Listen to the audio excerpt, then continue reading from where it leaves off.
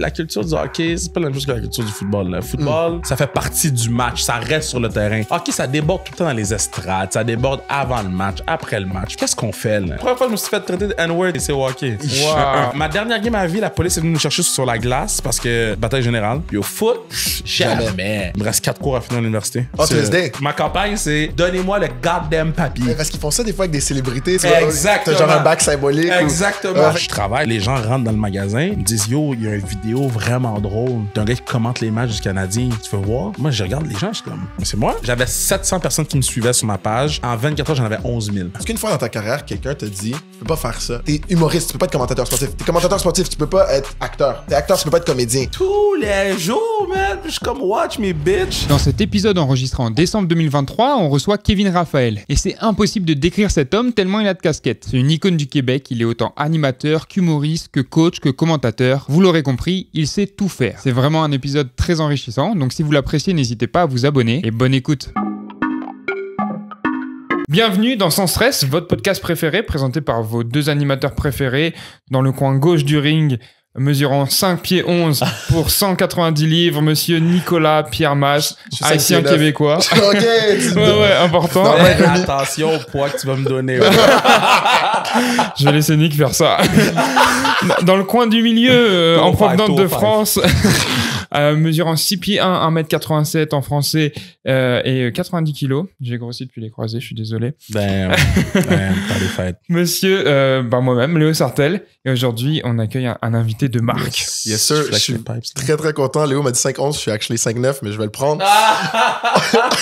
C'est bon. On n'est pas avec n'importe qui aujourd'hui. Un homme aux multiples talents, je dirais aux multiples facettes. Okay? On pourrait dire coach de football, comédien, podcasteur, entrepreneur, organisateur d'événements, monsieur Kevin Raphaël. Je vais pas parler de poids, je vais pas parler de grandeur. Yo, quand je jouais au foot, il m'avait mis 5'11", 200 quelque chose. Yo, j'étais 5'9", 180, le defensive hand. Yo, damn. Classique. Je suis content d'être là, les boys. Je suis vraiment content d'être là. Puis je sais que c'était compliqué de ma faute, mais je suis vraiment... Non, ça a été simple. Puis, on t'a call out dans le podcast, on t'a call out ouvertement. T'avais pas le choix de refuser, sinon tu paraissais mal. C'est sûr, j'allais show up. J'aime beaucoup ce que vous faites, puis c'est important ce que vous faites aussi. Ça fait super plaisir, merci beaucoup. Kevin, on parlait justement de tes multiples facettes avant de commencer dans le pod. C'est quoi? Toi, tu te définis comment? Tu participes dans les médias et tout. Souvent, tu dois dire qu'est-ce que... Tu demandes ta profession. Tu dis quoi comme tu fais autant de choses? Moi, je dis je suis gentil. Ça, je vous jure, c'est ça que je dis. J'haïs dire... Même quand je rencontre quelqu'un dans la rue, puis on comment qu'est-ce que tu fais dans la vie, je dis « Ayo, je chill, man. » Parce que je chill pour vrai. C'est vrai que ça a l'air le fun, ce que tu fais. C'est beaucoup de travail, mais c'est le fun. Je suis pas en train de sauver des vies. Là. Je suis pas un médecin, je suis pas un prof, je suis pas un... fucking chill, tu sais. Fait je chill, man. Mais encore, je fais des trucs dans les médias, mais sans plus. Je parle jamais de ma job. Jamais. Okay. Jamais. Parce que souvent, qu'est-ce qui arrive, c'est quand tu parles je passe à la télé, il y a comme un standing qui s'installe parce que tu passes à la télé, puis tu fais comme non, on est chill. Fait que je parle jamais. Fait que j'ai jamais à me présenter vraiment. En même temps, je vais sur un show, sont comme qu'est-ce qu'on écrit en dessous de ton nom. Ça, voilà. Je suis comme écrivez ce que vous voulez. Man. Gentil. Il est gentil, man, c'est tout. Et si là, on est entre nous, si tu pouvais choisir un truc, un truc pour te décrire, une de tes facettes. Wow, c'est laquelle que tu mettrais le plus en avant? Ils sont obligés de mettre... Tu vas, tout le monde en parle, là. Tout le monde en parle, c'est un peu comme Touche pas à mon poste pour notre public français. C'est le plus gros talk show au Québec. Avec beaucoup moins de drama. Les Français, les Français, man. Ouais, on est dans le building, les Français. Là, je vais me voir au mois de mai. Puis en plus, je vais aux Olympiques, en plus. Je vais aux Olympiques. C'est vrai? Wow. Et ça va être quelque chose... Je crains les Jeux Olympiques à Paris. Déjà que mon pays, il est un peu mal vu parfois ici. On va être une honte au monde. C'est les Français, les gens les plus pessimistes sur la planète. C'est incroyable. Non, mais j'ai jamais vu ça. Pas compte. Vous allez être une honte. J'ai jamais vu ça. Je pense que ils ont toutes, parce que grâce à Léo, je suis beaucoup en France. Puis ils ont toute cette appréhension négative par rapport à ce qui s'apprête à se passer. Ils disent genre, Paris c'est tellement reconnu comme une grosse ville à l'international, puis cette illusion va être détruite. Genre, ils sont persuadés que c'est avec le chaos. Alors que Je suis sûr que non. Non. Moi, je suis pumped, là. Moi, je vais là-bas pour chiller avec, tu sais, j'ai beaucoup d'amis qui finissent leur carrière aux Olympiques. Fait que je veux même pas travailler, là. Je veux juste avec les familles, chiller, voir mes amis faire leur dernier plongeon, leur dernier whatever. Okay. Puis après ça, on turn, man. Fait que tu y vas pas en tant que, tu n'as pas comme employé, là. Ok, tu t'en vas vraiment. Même si on me demande, non, vraiment, j'ai des gens en particulier que c'est leur dernier, puis je veux être là pour leur dernier. Wow. Okay. Je les ai suivis toute leur carrière. Ils ont grandi avec moi. J'ai grandi avec eux. Puis de savoir que ces gens-là, ils finissent là puis qu'il y a personne qui le sait sauf leur famille proche. Fait que c'est sûr que nous, on va regarder l'action de façon différente. On va être comme, OK, c'est la dernière fois que cette personne-là monte au plonge. C'est la dernière fois que la personne fait ça. Fait que, non, ça va être spécial. Wow. Ouais, spécial, ça va être spécial. So, non, je travaille pas, man. Je vais être drunk du matin jusqu'au soir. Puis tu vas falloir me dire c'est quoi les clubs où aller parce que moi, je turn. Moi, je turn. Je suis là, genre, je passe 6 jours. Je vais être turn. Wow. Nous, on a un bon ami à nous qui évolue en tant que média. Fait qu'il va pas avoir la même... Tu sais, toi, tu vas vraiment profiter. Fait que on va juste lui donner un petit shout-out. Lui, sa story Instagram va être plate. La mienne va être lit. Samy, le challenge est lancé. Shout out. Donc, Kevin, on va commencer avec le début, le commencement. Comment tu rentres dans ce monde du football là, qui nous relie les trois? Tantôt, avant l'entrevue, tu me disais, on part du début. Je suis comme, c'est quoi mon début, man? Collège de Tendre. Ouais. Secondaire 2. En face du collège Montmorency où moi et Léo on s'est rencontrés, on a joué au football. Ah, pour vrai, c'est là vous on s'est rencontrés à Momo. Fait que Momo, collège de Tendre, le programme commençait. Tu sais, le programme avait déjà été gros, puis après ça, il y a eu un creux de vague. Après ça, il y a un prof qui a repris le programme, puis il a dit, yo, je veux des jeunes. Secondaire 1, je dis, yo, moi, aller me frapper pour rien, là. Je vais faire quoi, man? Moi, je suis un gars de hockey. Secondaire 2, j'ai fait, OK, let's give it a try. Ils m'ont mis D-line. J'ai dit, yo, D-line ne veut même pas attraper le ballon. Fuck that, là. Pas de D-line. C'est une D-line courir après des gens. Puis après ça, le premier hit, man. La première fois que tu frappes quelqu'un, que les deux on tombe, puis que les deux se lèvent, tu fais comme, hein? J'ai le droit de frapper les gens? J'ai le droit de courir après les... Depuis ce jour, man, c'était every day. Kevin, tu jouais au hockey sur glace avant? Ouais, hockey sur glace. À cet âge-là, c'était pas contact encore, le hockey sur glace? Non, parce que moi, je jouais simple lettre. À part, j'allais remplacer dans le 2 lettres. Fait que j'allais remplacer dans les trucs contact, mais j'étais un malade, là. Fait que... Puis hockey, la culture du hockey, c'est pas la même chose que la culture du football, là. Le football, c'est... On comprend tous que c'est notre travail, là. On comprend tous que c'est... Ça fait partie du match, ça reste sur le terrain. OK, ça déborde tout le temps dans les estrades, ça déborde avant le match, après le match. Qu'est-ce qu'on fait, là? Il n'y a aucun respect entre les deux équipes. Foot, la game finie, man, on donne la main. Des fois, on reste sur le terrain, on parle avec nos boys de l'autre équipe, les coachs chill. C'est ça, je trouve, le plus beau du foot. Il y a un respect, un vrai respect qui est installé. Puis, non, man, j'ai joué 6 ans au hockey, j'ai joué 6 ans au foot, 100% foot. De loin, ma plus belle expérience. Okay, même à l'intérieur d'une équipe, au foot, c'est ça qui est fou et beau, c'est que t'as 2 équipes en vrai dans une équipe de foot, et ça peut se battre à l'entraînement, et en pratique, mais après, c'était gars de fou. 100%. Moi, chaque pratique, je me battais. moi, je poussais les gens, je suis comme, yo, let's go, let's go. Là. Puis, tu sais, pour moi, faut que ta pratique soit plus dure que la game. Tout le temps. Puis quand je coach, c'est la même chose. On travaille vraiment fort toute la semaine pour pique au match, pour que ça soit quand même, somme toute, facile au match. Tu sais, si tu te places, tu frappes des gens, on retourne à la maison. Le lundi, c'est le vidéo. Le mardi, on applique. Le mercredi, c'est un petit peu physique. Le jeudi, c'est cool. Ben, pas cool down, mais c'est plus mental. Vendredi, rest. Samedi, on joue. Puis, tu sais, moi, j'ai la chance d'être là le lundi, mardi et jeudi. Fait que le mercredi, la pratique difficile, je suis rarement là. Je fais la lutte le mercredi. Au collège André Grasset. Ouais, je coach André Grasset, ouais. En collégial division 1. Ouais, man. On a perdu en finale, man. Damn, les Moilous, they good. J'ai vu ce match. Ah, they good. Oh là. Ils sont bien coachés. Quarterback est bon, running back est bon. Defense est not bad aussi. Fait que non, c'est une bonne équipe de foot. Une des rares équipes qui a réussi un back-to-back en collégial D1, c'est quelque chose qu'on voit pas souvent. Fait que faut leur donner leur fleur. Notre recrutement est là. Ben oui, je suis pas stressé. Vous avez tellement de talent aussi. Et puis, hey, guys. On n'a pas de portal, nous autres, là, mais on fait le portal imaginaire. Il est ouvert, guys. Come in. Viens, André Grasset, viens avoir du fun. Là, j'ai le droit de dire ça maintenant. Non, tu n'as pas de problème. Non, parce que pendant la saison, moi, je savais pas que j'avais pas le droit. Ah oui, c'est vrai, parce que le recrutement est fermé. Mais oui, le recrutement est fermé. Fait moi, je fais à la télé, man. Viens à Grasset. Non, mais jamais, avant que les gens m'appellent, jamais, mais À un moment donné, je tournais un truc avec Nicolas Raffin, puis on parlait de secondaire, cégep, whatever. Puis dans la vidéo, je dis yo, venez à grâce à l'année prochaine. C'est genre mi-octobre, l'affaire de même. Là. Tout est fermé, je peux rien. Là, je vais avoir Frank, notre gérant d'équipement, tu sais. Là, je dis, je vais ta vidéo, on va avoir plein de gens qui vont nous écrire. Il dit, Kev, efface-le. Je suis comme, pourquoi? Kev, t'as pas le droit de faire ça. Il m'a envoyé un document. J'étais comme, yo, il y a un document. Ouais, il y a des règlements, putain. Il y a des règlements. OK. Fait que là, on a attendu à la fin de l'année. Et... je suis dead. Kev, si on peut revenir vite fait au hockey, moi pis Léo, malgré que je suis québécois, c'est un sport que moi, j'ai pas joué. Léo, c'est un Français, of course, il a pas joué. Là, il y a du jugement. Ouais, là, il y a 2-3 Français qui sont... Il y a du hockey sur glace en France? Il y a du hockey sur glace devant 3 personnes? Vous rigolez, mais à Genève, à côté de là où j'habite, il y a le Servette. C'est en Suisse. Oui, mais j'habite pas loin. Il y a le Servette qui joue au hockey et c'est une très grosse équipe. Et bon, c'est pas le Canadien évidemment, mais ça joue en Europe quand même. Oui, certes. Non, ben oui, ça joue en Europe. Tu peux avoir un living en Europe à jouer au hockey. C'est juste, on aime teaser.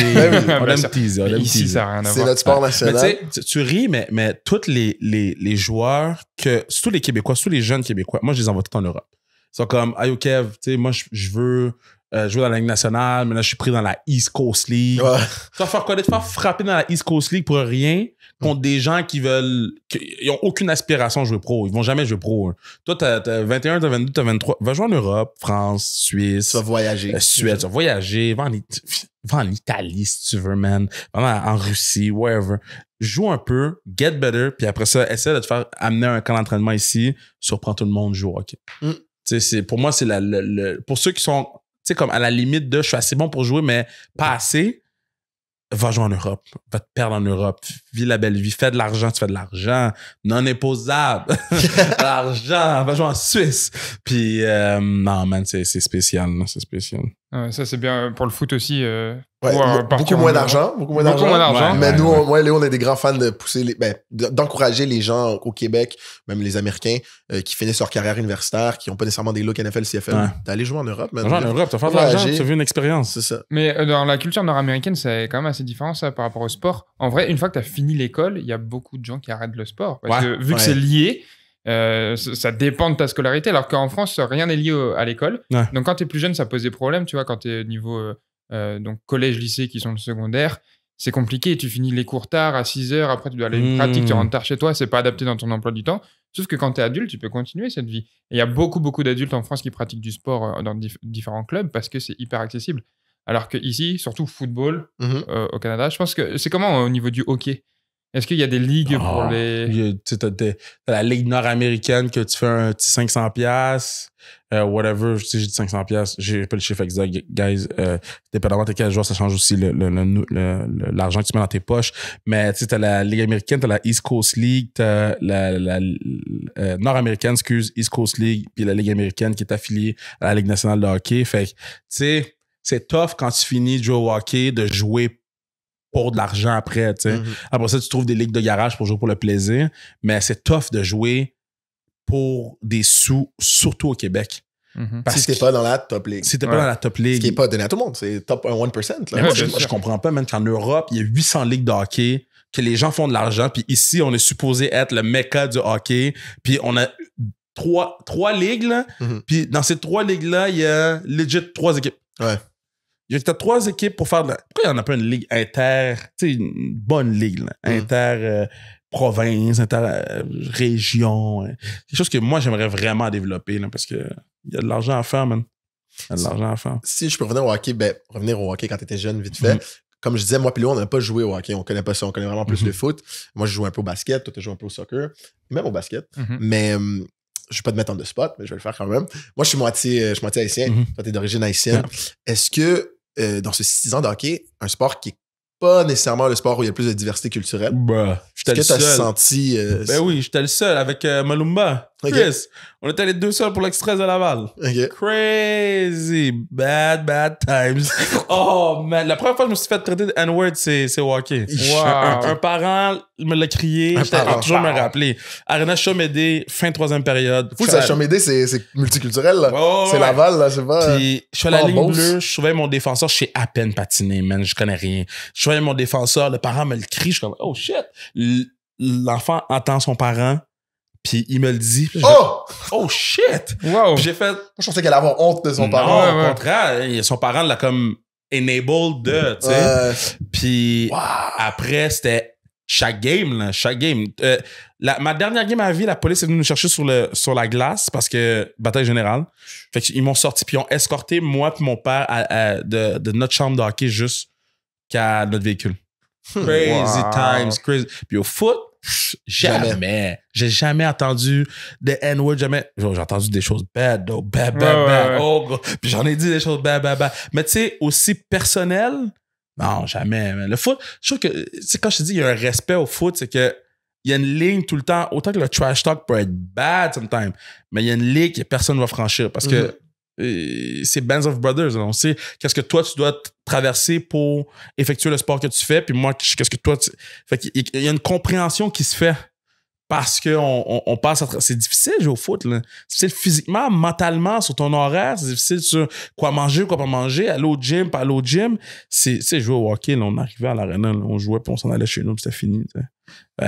Non, il y a un beau respect au football qu'au hockey, il va jamais avoir. Donc, à partir de là, OK, le 6 ans au hockey, tu passes au football, secondaire 2 au collège Le Tendre. Ouais. C'est comment tes débuts au football? Yo, man, nous, on crazy. Tu me fais penser, on pratiquait dans le gym. Wow. J'ai vécu ça aussi au collège Regina Sultan. Au collège Regina Sultan. On pratique dans le gym en running shoe, là. Full contact, là. D'ailleurs, mon coach pendant des années à Regina Sultan, c'est ton aussi en ce moment à Grasset, coach Alexandre Desjardins. No way! Ouais, c'est l'un des coachs qui m'a marqué dans ma carrière. Ben oui, c'est un bon monsieur. Shout out Alex, tout ce qui fait avec le flag football féminin. Yes, ça aussi. Gros shout out Alex, man. Lui, là, c'est qu'est-ce qu'il fait que puis il est gérant de tournée de Jay du Temple. De Jay du Temple, ouais. What is this? Mais non, il est spécial. C'est un bon monsieur. C'est un bon monsieur. Mais ouais, man, dans le gym, puis chaud, on se frappait, man. Puis on avait des ballons, on ramassait des ballons, puis après ça, la première fois qu'on est sorti dehors, wow! Parce que vous pratiquez dans le gym l'hiver? Ouais, printemps. C'est ça qu'on faisait début du printemps, puis après ça... mais tu sais, moi, mon premier contact avec le foot... C'était à ce moment-là. Pad, épaulette, gymnase. Wow! Là, tu sais, il y a des murs, man. Il y a des fucking murs, gars. Là, tu plaques quelqu'un sur le gymnase. Genre ouais, ça. C'est fou, là. C'était fou. Puis après ça, t'arrives dehors, puis tu sais, le gazon est un peu gelé, mais pas encore. T'as tes crampons, tu peux pas trop maganer le terrain. On avait un naturel back in the days. Puis... à un moment donné, tu sais, au début, tu vas doucement, puis à un moment donné, tu es comme, yo, on est free. On est free, on peut. Puis là, yo, c'était. Nous, nos pratiques, c'était tough, là. Nous, offense, c'était. Ils essaient de scorer, puis defense, on essaie de les frapper, là. Et on chillait après à la cafétéria, là. Mais nous, c'était tough, les pratiques, là. Mal respect. Puis moi, c'est ce que j'aime des pratiques. Les affaires de walking, les affaires de country club, là, ça marche plus, ça. Plus de nos jours. Les jeunes sont trop out there pour juste. Pas resserrer la vis sur le terrain de foot. Je vois ce que tu veux dire. Le terrain de foot, il faut serrer la vis. Comme moi, quelqu'un qui marche, les kids qui m'écoutent, que j'ai coaché, savent. Moi, si tu marches sur un terrain, man, tu vas te crier après pour le restant de ta vie, man. Wow. Yo, don't fucking walk. Tu vas marcher, il y a un parc à côté. Tu marches dans le parc. Tu traverses la clôture, vas dans le parc, prends une marche. T'es sur le terrain, t'es ready to work. Puis pour moi, quelqu'un qui marche, de toute façon, tu sais, on dirait qu'il n'y a aucun sentiment d'urgence, aucun... C'est quand tu cours à ton spot, t'es ready to go, là, quand t'es prêt. Fait, ouais. Après le secondaire, est-ce que tu vas au cégep? Tu vas jouer au cégep? Ouais, j'étais à Lionel Groux. OK. Puis, je sais pas si j'ai raconté cette histoire-là, mais moi, j'ai jamais été... J'ai fini 3e des tackles de mon école secondaire. Okay. J'étais quand même un bon joueur. Là. Jamais, tout le temps under the radar, jamais fait les teams Québec, jamais rien. Rien, jamais appelé nulle part. Excuse-moi, Kev, tu joues quelle position? D-line. Ok, tu joues D-line. Tu coaches les D-line aujourd'hui. Ouais, je coach les D-line aujourd'hui. Puis, jamais appelé nulle part, man. Aucun cégep m'avait appelé. Aucun. OK. Aucun. Imagine, là, on sait comment il y a des joueurs fucking poches qui sont appelés. Il y a des joueurs poches qui sont appelés par des cégeps. Puis parce que j'étais plus petit, moins gros, je jouais une position qui les gens disaient au cégep, ah yo, fait que là, toujours me rappeler, man, Dominique Roméus, ma dog, mon quarterback, lui jouait à Lionel Groux, il avait été recruté. Moi, j'avais été juste pour étudier, man. Je savais que si j'allais à Momo, j'allais chiller, j'allais pas aller à l'école. Fait que j'étais le plus... Ben, c'est vrai, je me connais. Fait que j'étais le plus loin possible de parce que toi, tu avais grandi à Laval. Ouais, j'ai grandi à Laval. Okay. Fait que Hey. Ah, tu voulais pas aller voir tous tes amis, tu savais que ça allait... Non, j'allais pas avoir de diplôme. Avec la liberté du cégep, avec tout le même entourage, là, ça allait être compliqué. Ah, no, me! Tu t'es dit, Rive-Nord. Puis le pire, c'est que, je vais finir après mon autre, mais j'avais une vraie fausse carte. De Momo? Non, une vraie fausse carte d'identité. Ah, moi, à 16 ans, j'avais 18. Ouais. Parce que la SAQ a fait une erreur sur mon permis de conduire. Oh. C'est pour ça que tu dis une vraie fausse carte. Fait que c'était ma vraie carte. Mais il y avait une date de naissance plus... Mais c'est 90 ou le 92. Fait que moi, je sortais avec les gars de secondaire 5, les gars de cégep. cégep. De l'alcool. Puis là, j'étais comme... Yo, this is my life! Je suis en secondaire 5, en secondaire 4. Non, mais non. Fait qu'on est allé le plus loin possible à l'Algro. Puis Dom me dit, viens faire une pratique. Je dis, non, moi, je suis contre le foot. Ils m'ont jamais recruté. Fuck eux. Puis après ça, il dit, yo, il y a la grosse pratique, tu sais, les grosses pratiques samedi, dimanche, là, toute la journée. Viens faire une pratique. Là, j'arrive dans le bureau à Éric Marié. Puis je dis, yo, man, Dom, vu que je viens de faire une pratique, man, j'ai juste venir voir. Yo, j'étais un animal, mon gars. Sac en sac. Puis je trash-talkais tout le monde. J'étais vraiment fâché de pas voir que personne m'a appelé. Là. Personne. Puis je faisais un sac. Puis tu sais, tu touches le quarterback. Là. Moi, pousser le quarterback. Je suis comme, yo, je suis pas dans l'équipe. I don't give a shit. Là. Ouais, c'est ça. Je connais pas. Là. Yo, bloquez-moi, man. Je vais pas nommer le nom du O-line, mais il m'a mis un gros O-line en avant. Là. Il est pas plus grand des O-line. Là. Je dis, genre, papa, passer de l'autre côté, ça, trash talk le O-line. Puis je me rappelle, à la fin de la pratique, Marie m'avait signé m'avait fait un des contrats pour faire l'équipe. Nice. J'étais quand même après une pratique. Shit, OK. Alors que t'étais un walk-on. Là, walk-on. Puis je me rappelle, en avant moi, il y avait Olivier Pichette, puis il y avait Daou cette année-là. Puis il y avait un autre D-line. Mais tu sais, c'est gros D-line, là. Tu sais, Pichette a joué longtemps avec Carabin. Tu sais, les gars sont forts, là. Puis moi, je pensais que, ils m'ont signé première pratique. Yo, moi, je suis starter, là. Yo, ils nomment les starters à la fin. Ils m'ont pas nommé. J'ai dit, hey, what's going on? On joue la première game. On a déjà gagné genre 40-0. Ils m'ont jamais embarqué sur le terrain. Jamais. Wow. J'ai pris mon cash, j'ai lancé sur le mur. Je dis, moi, je reviens plus ici. Marie a dit, si tu quittes, tu reviens plus jamais. J'ai tough, j'ai quitté. Ah ouais? Ah oui. Je pensais pas que ça moi non plus. Je pensais qu'il était en mode résilience. Ouais, non, je me suis dit, j'ai travaillé plus fort et tout. Non, bébé lala. Sur la pratique, on pratiquait le lundi, mardi, mercredi, on avait 2 jeudi. La pratique du lundi, j'ai mon équipement, man. Je m'avais pas allé le porter dans le bureau. J'ai dit, tu veux-tu vraiment quit comme ça? J'ai dit, OK.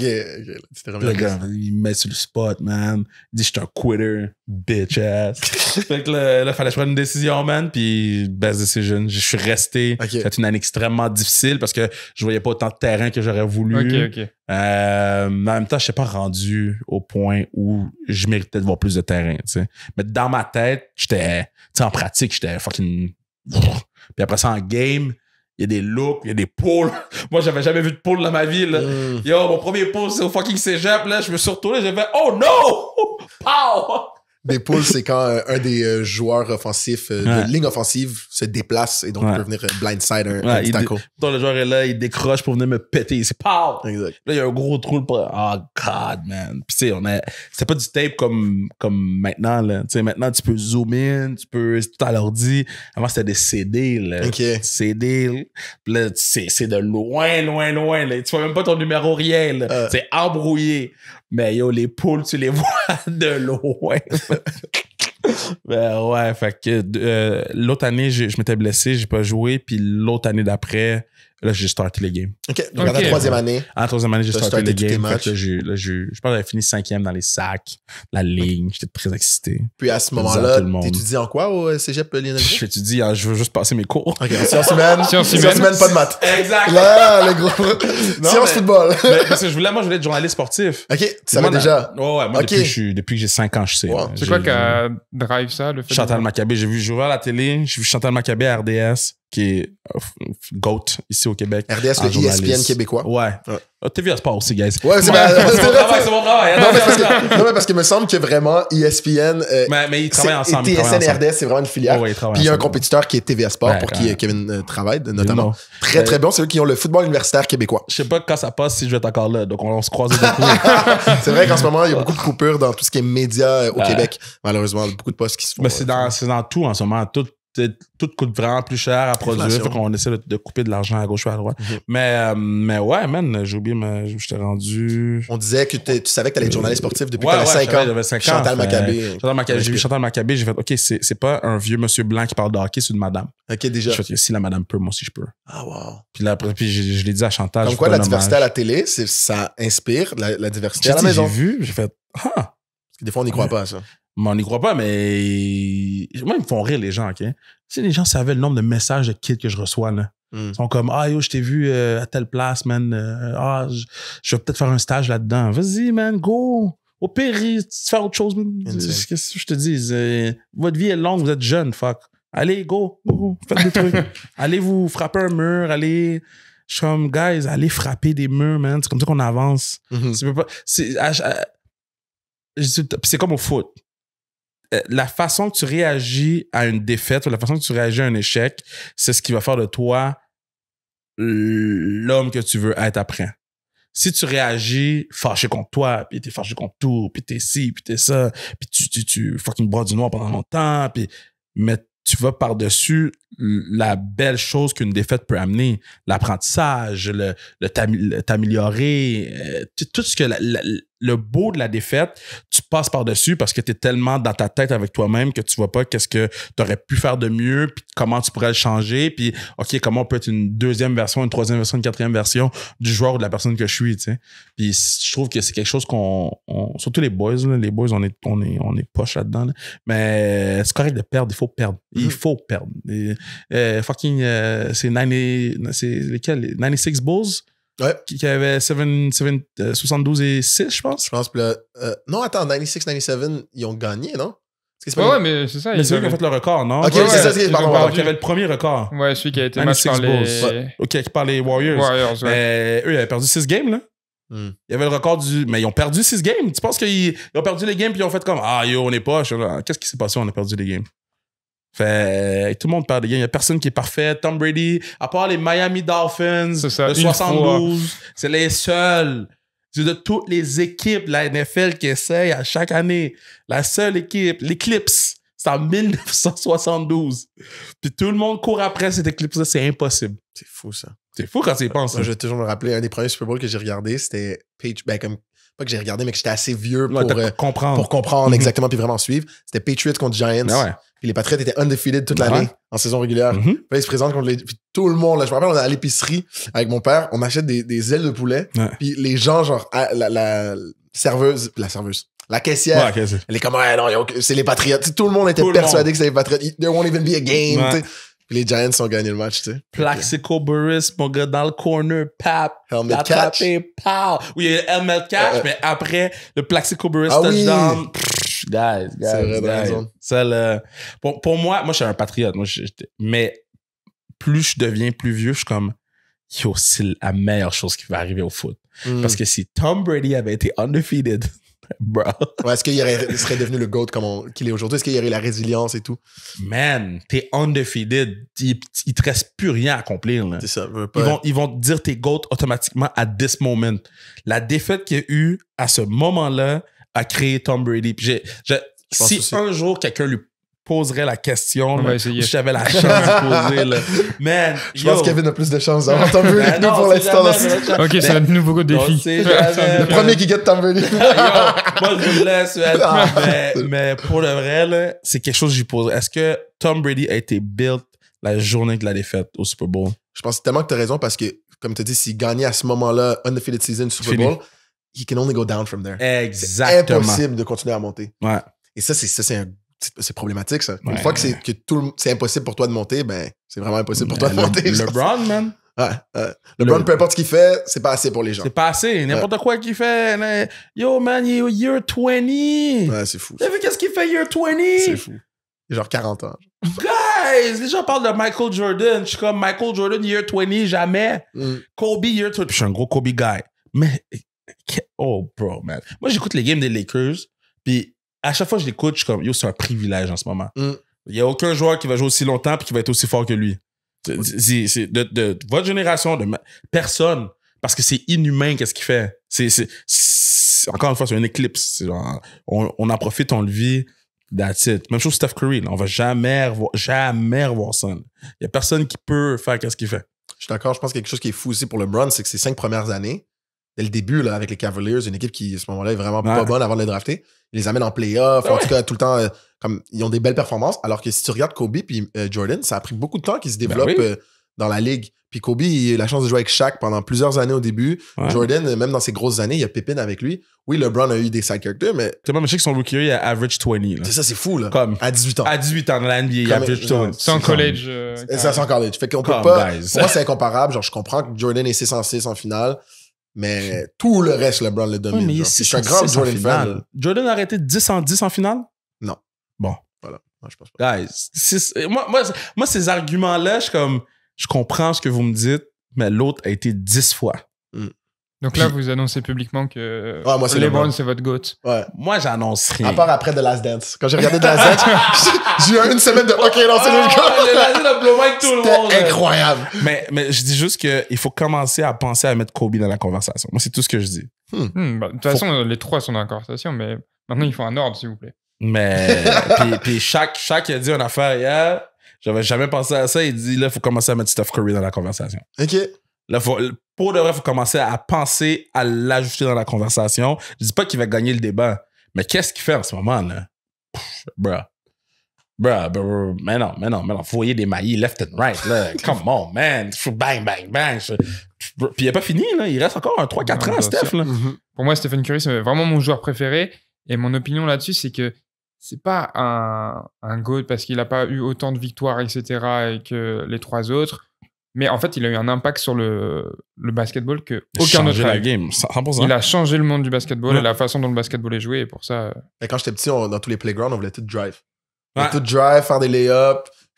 On essaie... Puis maintenant, les petits. Allen Iverson. Puis maintenant, les petits, ils font juste shoot des threes. C'est fou. Ils pointent la ligne parfois. OK, faut que je raconte une affaire, OK? Je jouais, avant les pratiques à Grasset, des fois, des fois, je joue au basket. Puis il y a un kid, un blanc, grand. Il vient, il dit, on joue. Je suis en 1 contre 1, man. Puis là, man, je fais le check ball, man, dans ma face. Je suis comme, what's going on? Là, après ça, man, je manque un truc qui va prendre le rebond. Pap, corner 3. Bang! Là, je dis, wow. Bang, je manque un tir, prends le ballon. Bang, 3 points, point. Et là, je dis, hey!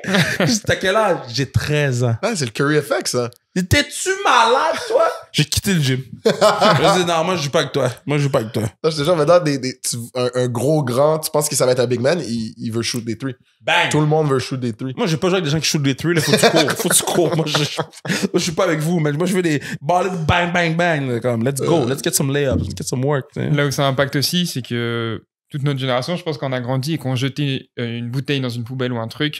C'était Kobe. Plus maintenant. Maintenant, les petits disent Curry ou là, il faut quand même garder l'hommage. We're gonna keep it going. Ouais, gotta keep Kobe going, man.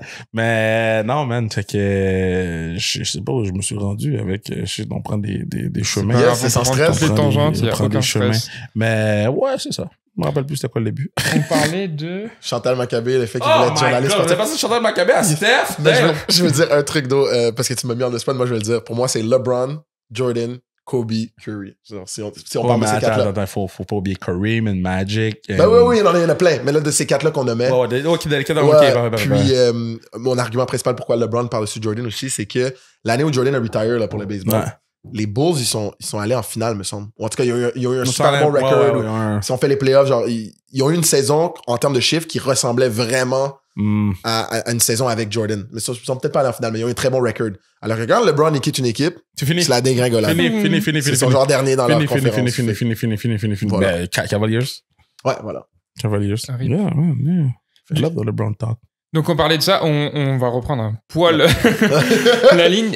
Donc, 3e année, tu startes toutes tes games, etc. Ouais. T'étudies en sciences humaines sans maths et tu sais que tu veux être journaliste sportif. Ouais. C'est quoi le plan pour devenir journaliste sportif? À ce moment-là, j'avais aucun plan. Moi, je savais même pas comment ça marchait, les cotes R. Les cotes R, c'est comme une cote pour te situer, pour rentrer dans des programmes à l'université. Fait que moi, j'avais coulé 6 cours sur 8 ma première année. OK. Au cégep. J'avais même pas mes cours. J'étais juste comme, I don't care. Puis... T'étais vraiment en sciences football, toi. Hein? T'étais vraiment en sciences football. Ah, moi, j'étais un joueur de foot. On a perdu en finale, puis j'étais comme, je vais plus à l'école. C'est vrai, là. Puis, cette année-là, cette session-là, la personne qui s'occupe de nous dans l'école dit, tu veux faire quoi? Je dis, moi, je vais rentrer en journaliste à l'université. Mais tu sais, je checkais ça plus tard. Ils sont comme, yo, Kev, ta cote c'est 14. Wow! J'ai dit, wow! OK. Ça fait quoi?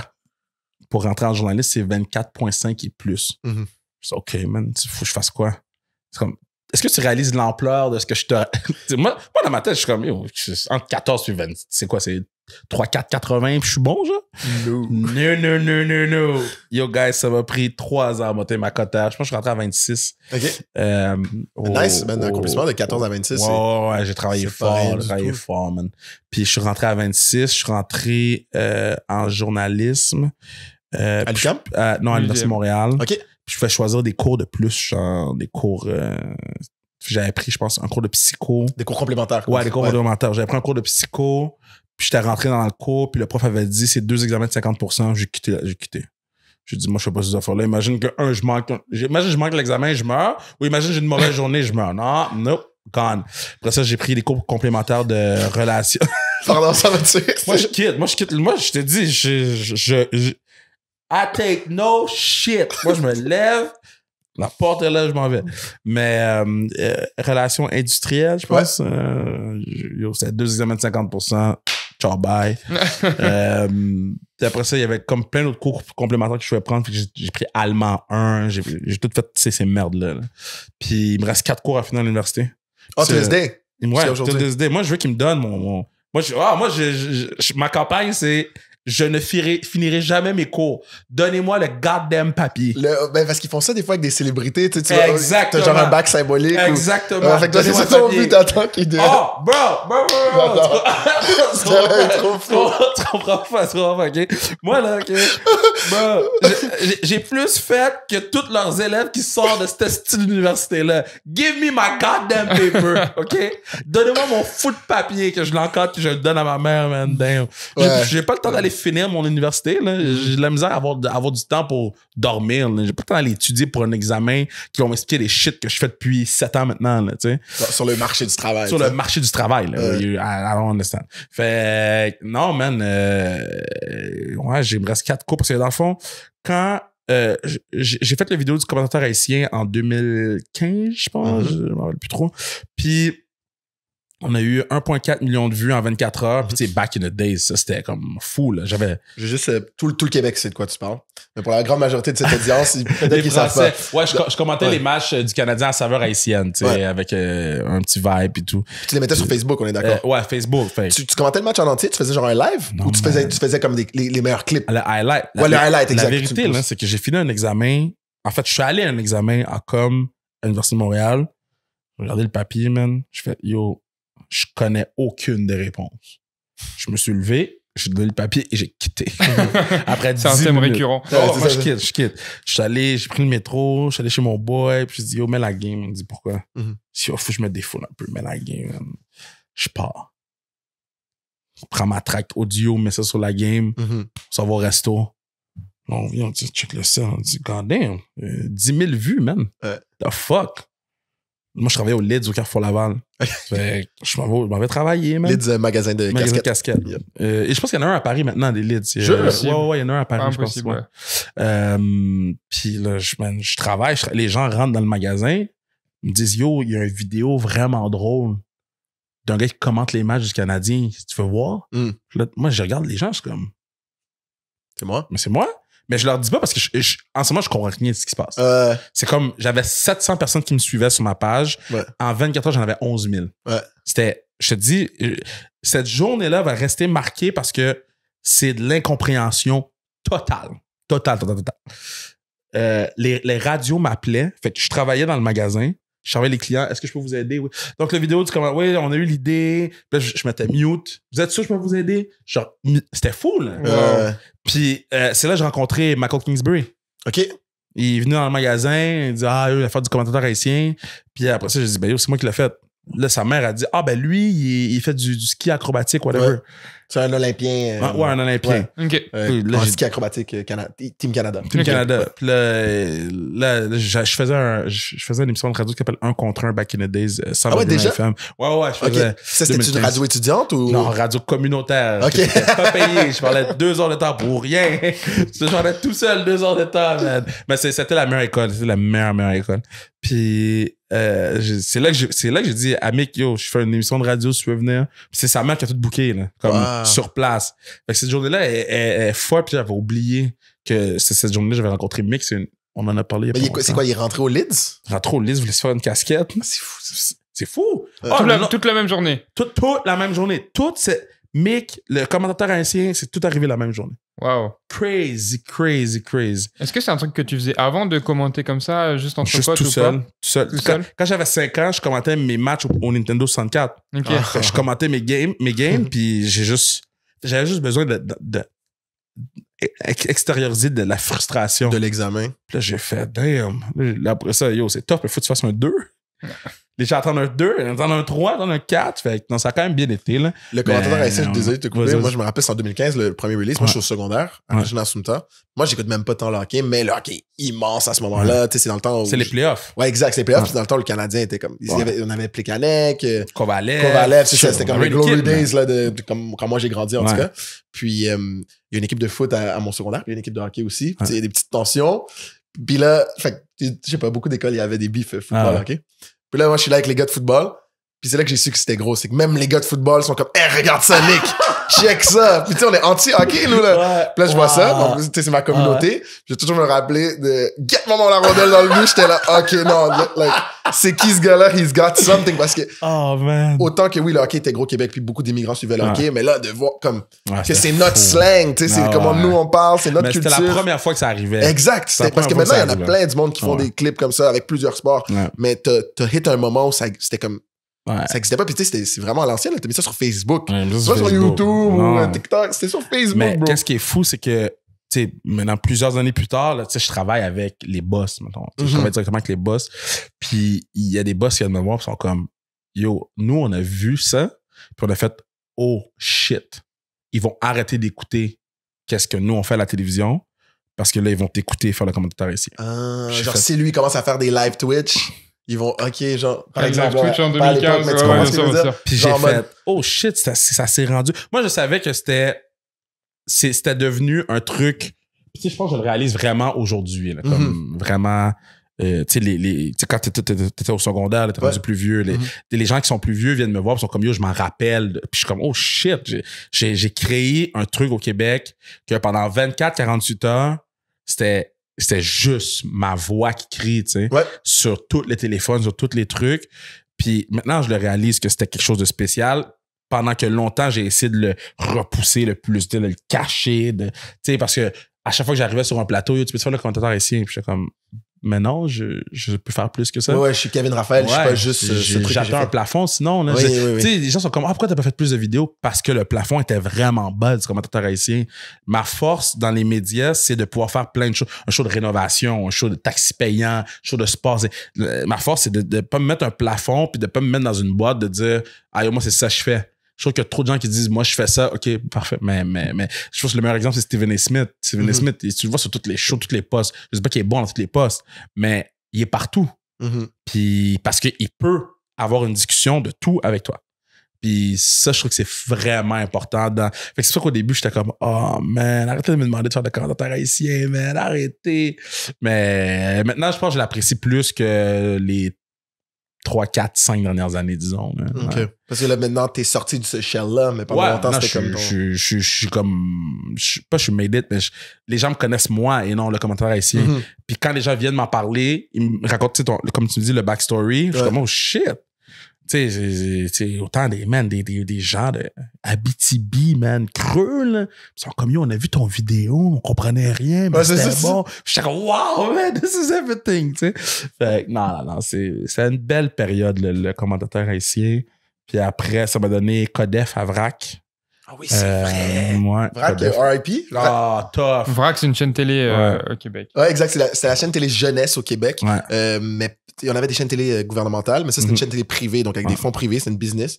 Puis malheureusement, ça a marqué tellement de jeunes de ton âge, mon âge au Québec, mais ça vient de fermer parce que c'était plus profitable comme business. Ouais. Donc, c'est comme, ça a marqué un era au Québec où est-ce que, comme tous les jeunes ont vraiment transitionné vers l'Internet, vers toi, Léo Sartell. Tous les jeunes écoutent Léo Sartell. Donc, il n'y a plus moyen de faire de l'argent avec des chaînes spécialisées pour les jeunes. Genre, c'est quelque chose qui se passe. En fait, c'est que, tu sais, la télé ne s'adapte pas à les besoins de nos jeunes aussi. OK, toi, tu penses que c'est plus ça. Ouais. Moi, je pense que la télé, tu sais, à la fin de la journée, les games de foot, c'est à la télé ou c'est sur Internet, mais c'est quand même un feed de télévision. On l'écoute parce que ça nous parle. Moi, ce que je vois à la télévision ne me parle pas du tout en ce moment. Fait que pourquoi je l'écouterais? Est-ce que j'ai des podcasts ou des YouTubers ou certains trucs qui me parlent un peu plus? Oui. Est-ce que je vais chercher mon entertainment que j'aurais besoin? Je trouve que non. T'sais. Je pense que quand une série télé fonctionne, c'est culturel. On connaît les lignes. Fugueuse. Oh my God, shout out Lulu, je t'aime. Mais Fugueuse, Une galaxie près de chez vous. Ouais, tu sais, ça reste Radio Enfant, ça reste ancré. On connaît les lignes, on connaît les trucs. Puis n'importe avec qui t'es, tu dis Fugueuse, tout le monde sait. Tu dis Une galaxie, tout le monde sait. Puis ça, c'est quelque chose que les podcasts et YouTube pourront jamais faire. Parce que c'est selon ton algorithme, selon ce que t'aimes, selon ce que tu... C'est plus segmenté. C'est segmenté. Parce que la télé, t'es obligé de l'écouter. Que t'aimes ou que t'aimes pas, t'es obligé de donner une chance. T'sais? Fait moi, je trouve que c'est un gros problème. Puis je trouve que le contenu aussi, il faut arrêter de faire du contenu lent. Les jeunes veulent du contenu rapide, ils veulent être frappés. Puis après ça, ils se disent, ouais, mais les autres que les jeunes, oui, mais tu veux parler aux jeunes ou non? Parce qu'ils n'ont pas de télé chez eux. Tu penses-tu qu'on est un peu trop conservateur au Québec? C'est Pierre-Luc Funk, acteur québécois jeunesse, qui disait à Tout le monde en parle dernièrement, quand je suis là puis je pitch une production télé pour les jeunes à un gros distributeur, ils me disent, oui, mais là, pourquoi est-ce dans cette scène, il y aurait une scène de violence? Pourquoi est-ce qu'on frappe telle personne? Faut comme qu'ils justifient un peu de violence pour les jeunes. Mais après, la même chaîne télé, comme on a racheté Euphoria. Ah, c'est ça. Euphoria, c'est la barre de Pierre Funk qui dit font du fentanyl sur un couteau. Mais ça, c'est correct pour nos jeunes parce que ça a été produit ailleurs. Mais au Québec, on n'oserait jamais faire une série un peu edgy. Exact, à part Fugueuse, justement. Puis Fugueuse, ça bump, là. Pourtant, c'est une histoire du trafic humain chez les jeunes au Québec, puis d'un pimp qui est à la fois rappeur, qui entourloupe une fille dans genre devenir une esclave sexuelle. Puis ça, c'est devenu un événement social. Tout le monde l'a écouté. De genre, le plus jeune enfant pour qui c'était adéquat, et ta grand-mère, genre. Ils l'ont tout écouté. Mais les gens en parlaient dans les écoles. Exact. Puis, aujourd'hui, on veut plus prendre des risques avec ça. Puis ça, c'est une des seules émissions que je pense qu'il y a eu ce point iconique dernièrement, genre dans les derniers 10 ans. Genre, c'est 100%. Puis Pierre-Luc a totalement raison. C'est une discussion qu'on a dans les loges, au bar, où on est comme, man... Et s'il me laissait... Tu sais, TVA Sport m'ont laissé faire ce que je voulais. Avec le Kevin Raphaël Show. Man, 50 épisodes. C'est fou. De wildness, de panique totale, de... Damn, j'espère que tel va jamais voir qu'est-ce que ce gars-là a dit. Tu peux pas rencontrer telle personne parce que t'as dit ça puis il sait. Fait qu'on va t'envoyer à l'autre bout. Un jour, je vais raconter cette histoire-là. Mais je peux pas le raconter tout de suite, là. On a Patreon. Un jour, je vais le raconter, cette histoire. Okay. Est-ce que vous avez un Patreon? Ouais, on a un Patreon. Pour votre Patreon, vous l'avez. Ok, let's go. Ok, so, Kevin Raphaël Show. Attends, c'est maintenant? Ouais, c'est maintenant. Parfait. Ok, on embarque sur le Patreon. J'avais fait une joke sur... Oh non! Je savais pas. Le Canadien allait mal. J'avais sorti la photo de... Il a dit... À un moment donné, on me dit, Kev, peux-tu aller à l'autre bout de l'arène? Quelques années plus tard, j'apprends qu'on m'avait envoyé à l'autre bout parce que... Fait que TVA Sport est comme, yo, les deux peuvent pas se rencontrer. Puis là, ils finissent par me mettre dehors. Justin Trudeau. Wow! Tout le monde est comme pisse, man. Oh my J'en profite pour remercier tous nos Patreonneurs de rang supérieur, nos fans et nos hooligans, JF Richard, Hugo Grusson, Benoît Gat-Soleil, Jules Fornage, Aurel, Thib, Lucas et bien évidemment les hooligans, Thomas, Nicoach, Mathieu Fourniol et Bertrand Barrault. Merci beaucoup de votre soutien et repassons à l'épisode. Mesdames, messieurs, si vous êtes encore là, merci énormément, ça fait très plaisir. On vient d'enregistrer la meilleure partie Patreon qu'on a jamais fait dans un podcast sans stress. Je vous invite à aller l'écouter. Pour vous teaser rapidement, on a eu des anecdotes sur...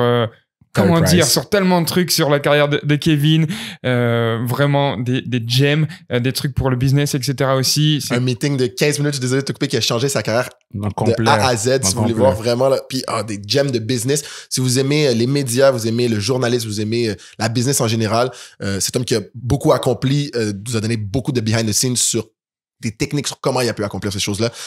Moi, c'est mon épisode préféré de loin. Donc, seulement $4 US, vous le savez. Puis, à chaque épisode, il va y avoir une période extra comme ça.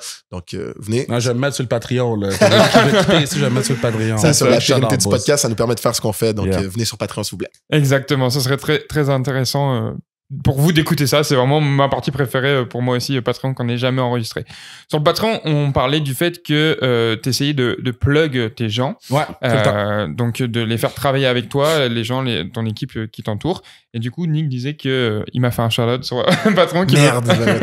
Mais que moi, j'avais essayé de faire ça. Et du coup, on va te raconter, on l'a déjà raconté vite fait sur le podcast, mais comment il est venu me visiter en France et il a réussi à avoir son premier job à la télé. C'est malade, ça. En gros, moi, du coup, je joue au football américain en France. Ouais.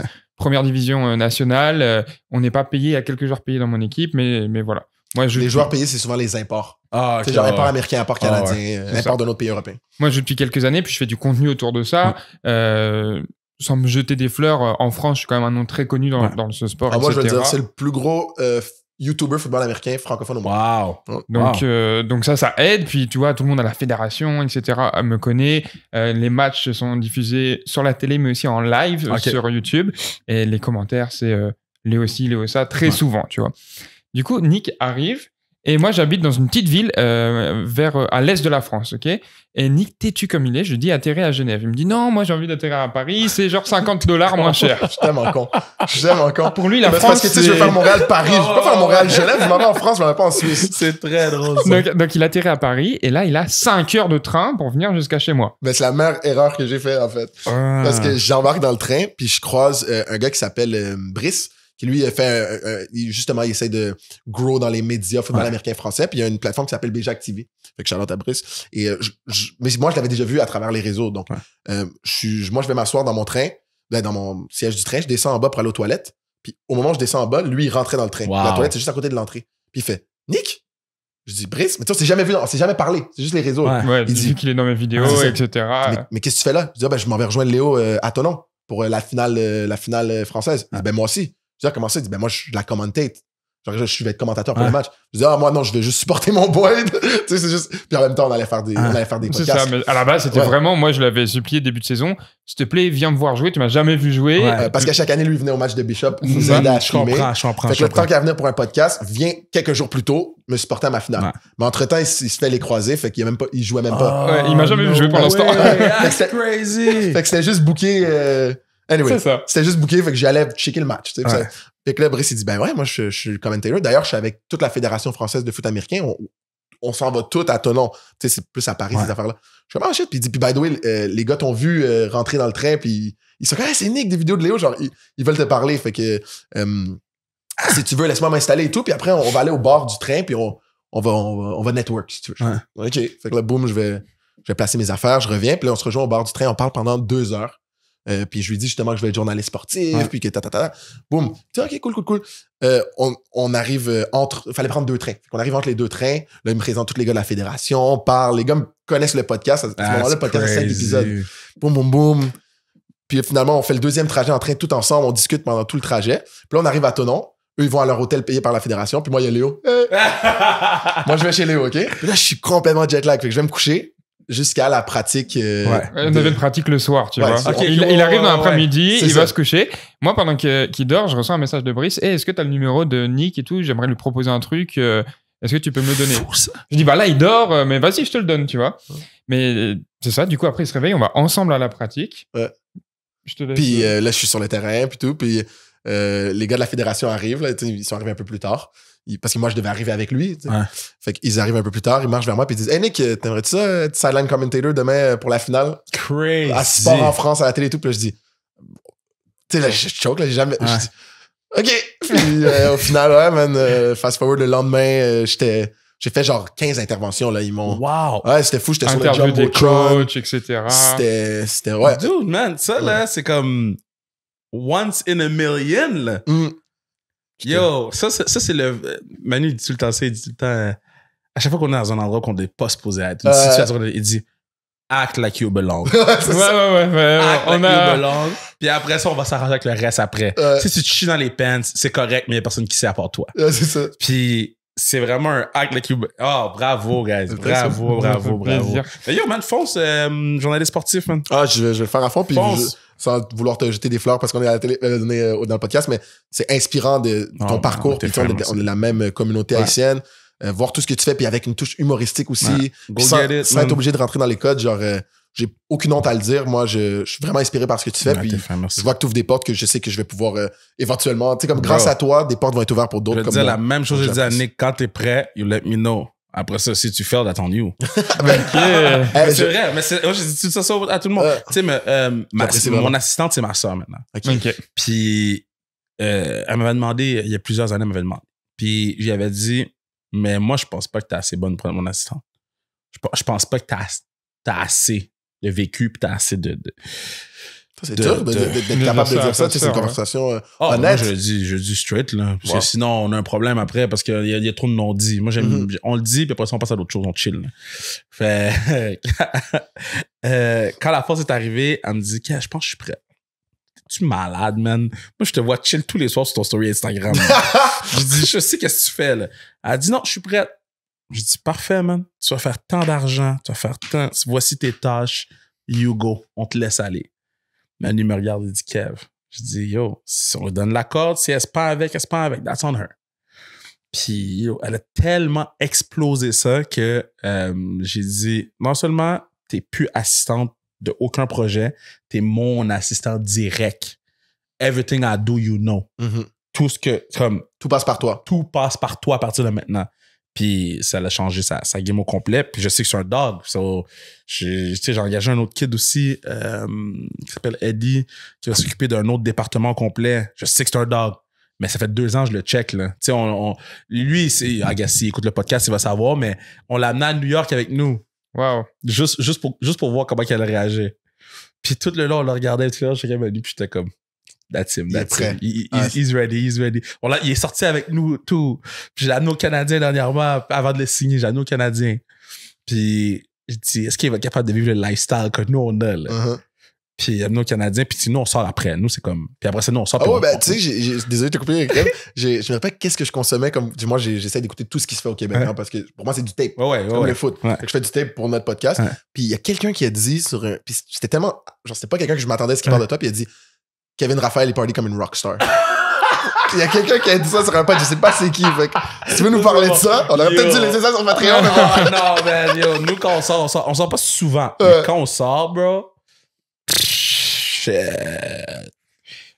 moi, hey, en tout cas, I'm gonna knock your ass out, man. Moi, c'est tout le temps de même. Moi, tout le temps, je m'occupe du bar, là. Je m'occupe du table, juste que tout le monde ait du fun. J'adore. Soyez respectueux avec les gens.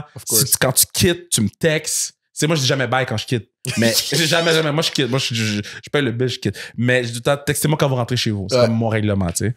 Puis, Eddie a turned up real like nous. J'ai fait, OK, he's one of us. Parce qu'il faut que tu sois capable de turn up. Parce que, tu sais, il y a des situations où, tu sais, vous allez dire, OK, c'est comme dans les films. Mais c'est ça, là. Il y a des situations où il y a des athlètes ou des gens qui ont un respect infini pour toi après que tu aies turn up avec eux. Ouais, non, je te comprends. C'est fou, là. Ces types-là sont comme, genre, toi, t'es chill, toi. OK, man. Si je t'appelle, tu réponds. Mais ouais, 100%. Tes appels, ils répondent tout de suite. C'est comme, shit, OK. Ma petite soirée qui m'a coûté fucking cher au sous-bois. OK, we good now. Je comprends parce qu'on a vécu récemment un truc très similaire avec le podcast YouTube. J'essaye d'agrandir mon équipe et c'est dur de faire confiance et de trouver les bonnes personnes. Et là, j'ai fait un bet d'un gars avec qui était venu me voir à la fin d'un match. Il m'avait dit hey, j'aime ce que tu fais. Moi, je fais ça. Je serais prêt à t'aider à faire cadrage, montage pour toi. Je dis, vas-y, quand on va à Londres, je dis à Nick, ce gars-là va venir avec nous 3 jours. On l'a jamais passé 0 minute avec lui. Moi, je vais pas mentir, je suis appréhensif. Tu sais, moi, Bleu, on a une dynamique, je suis comme... Et il vient, il dort dans le même Airbnb que nous. Genre, on est ensemble pendant 72 heures, un truc comme ça, même plus, 96. Et voilà. Et il est arrivé, toute la journée s'est super bien passée. Tu sais, on est rentré, j'avais rien à faire. Il a pris les caméras, les cartes SD, tout et tout. Puis on est sorti. Et je me souviens, à un moment dans le club, on s'est regardé avec Nick, on a dit... Lui là, non, on a compris. Non, ça c'est faux, man. Parce que la fin, c'est que le travail, c'est une chose, mais il faut que tu sois... Tu sais, Bruno, là, le gars qui fait le podcast avec moi sans restriction. Ouais. Bruno, man, on a commencé ensemble au Kevin Raphaël Show. Comme épisode 1, là. Puis là, il est avec moi, il fait les podcasts, puis le podcast commence à blow up, puis là, on essaie de créer un écosystème avec le podcast. En tout cas, on essaie plein de trucs. Parce que pour moi, sans restriction, c'est le fun, c'est les entrevues, c'est cool. Mais là, on a rajouté le podcast football dedans. Ouais, avec Brian Arimana et Kian Arimana. Fait qu'on a rajouté le podcast football dedans, puis ça marche. Fait que là, à un moment donné, je vais laisser aller les boys. Ça va être à eux. OK. Fait que là, je suis en train de faire des podcasts avec eux, puis je suis en train les boys voient comment moi je travaille, moi je vois comment eux ils travaillent. Puis c'est pas une question de donner des tips ou whatever, mais c'est juste la façon que je travaille, je pense qu'ils voient comment je veux que ça fonctionne. Mm-hmm. Puis ils voient aussi que je les laisse aller. Fait qu'à un moment donné, je vais pouvoir leur donner leur île des âmes. Wow. J'aimerais savoir un podcast féminin sur le feed. Je vais travailler avec eux, puis à un moment donné, tu sais, je veux créer plein de trucs. Puis après, c'est juste, on fait partie, un peu comme, si je niaise souvent avec puis je me compare pas à Bill Belichick, là, mais tu sais, Bill Belichick, là, c'est coach, là, ou Nick Saban. Saban. Plus Nick Saban. Bill Belichick, c'est coach, ils sont weird. Mais, ça, sont weird, c'est coach. Mais, tu sais, ces coachs finissent, puis ils vont faire des shit, puis ils font leur propre shit, puis ils font bien. Mm-hmm. Puis moi, c'est ça que je veux, c'est on vous part, man, tout. On a une façon de travailler. Vous allez faire vos trucs, puis après ça, vous sortez du learning tree de sa restriction, tu sais.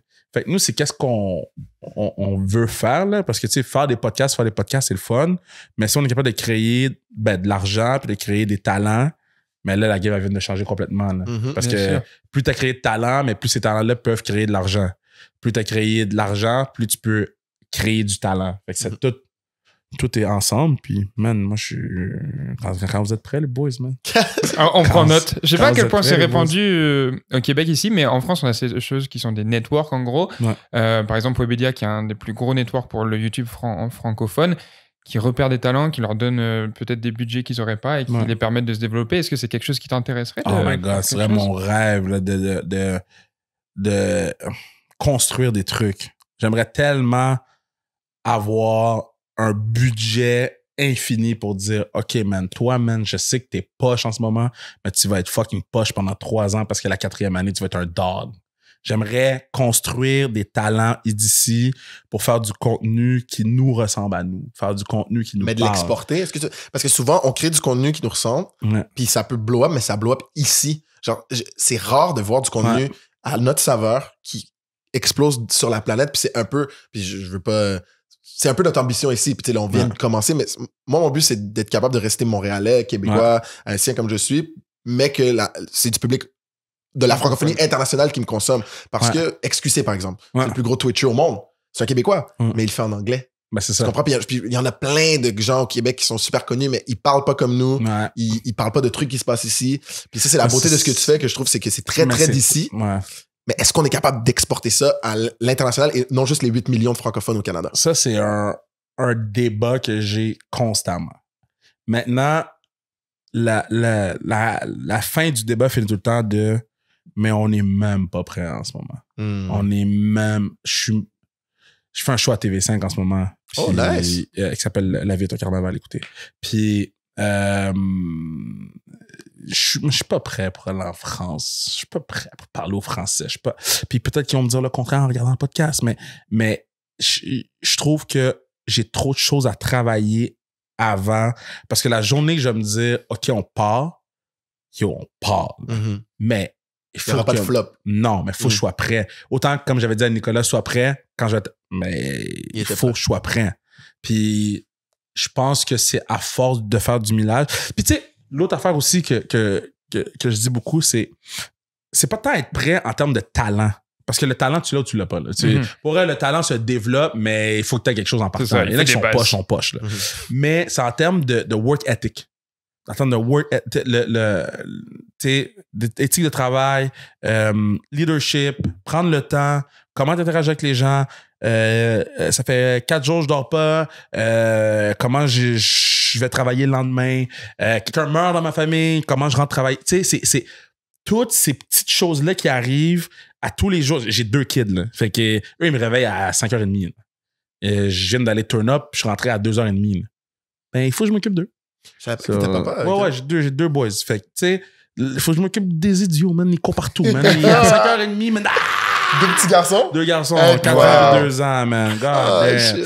Fait que, tu sais, c'est toutes des étapes que pour moi, qui sont pas nécessairement reliées au talent, mais bien à comment je vais réagir quand je vais être mis dans cette situation-là, puis c'est quoi mon éthique de travail par rapport à ça. Parce qu'après ça, quand tu as l'éthique de travail, là, shit. Il n'y a plus rien. Il n'y a plus rien.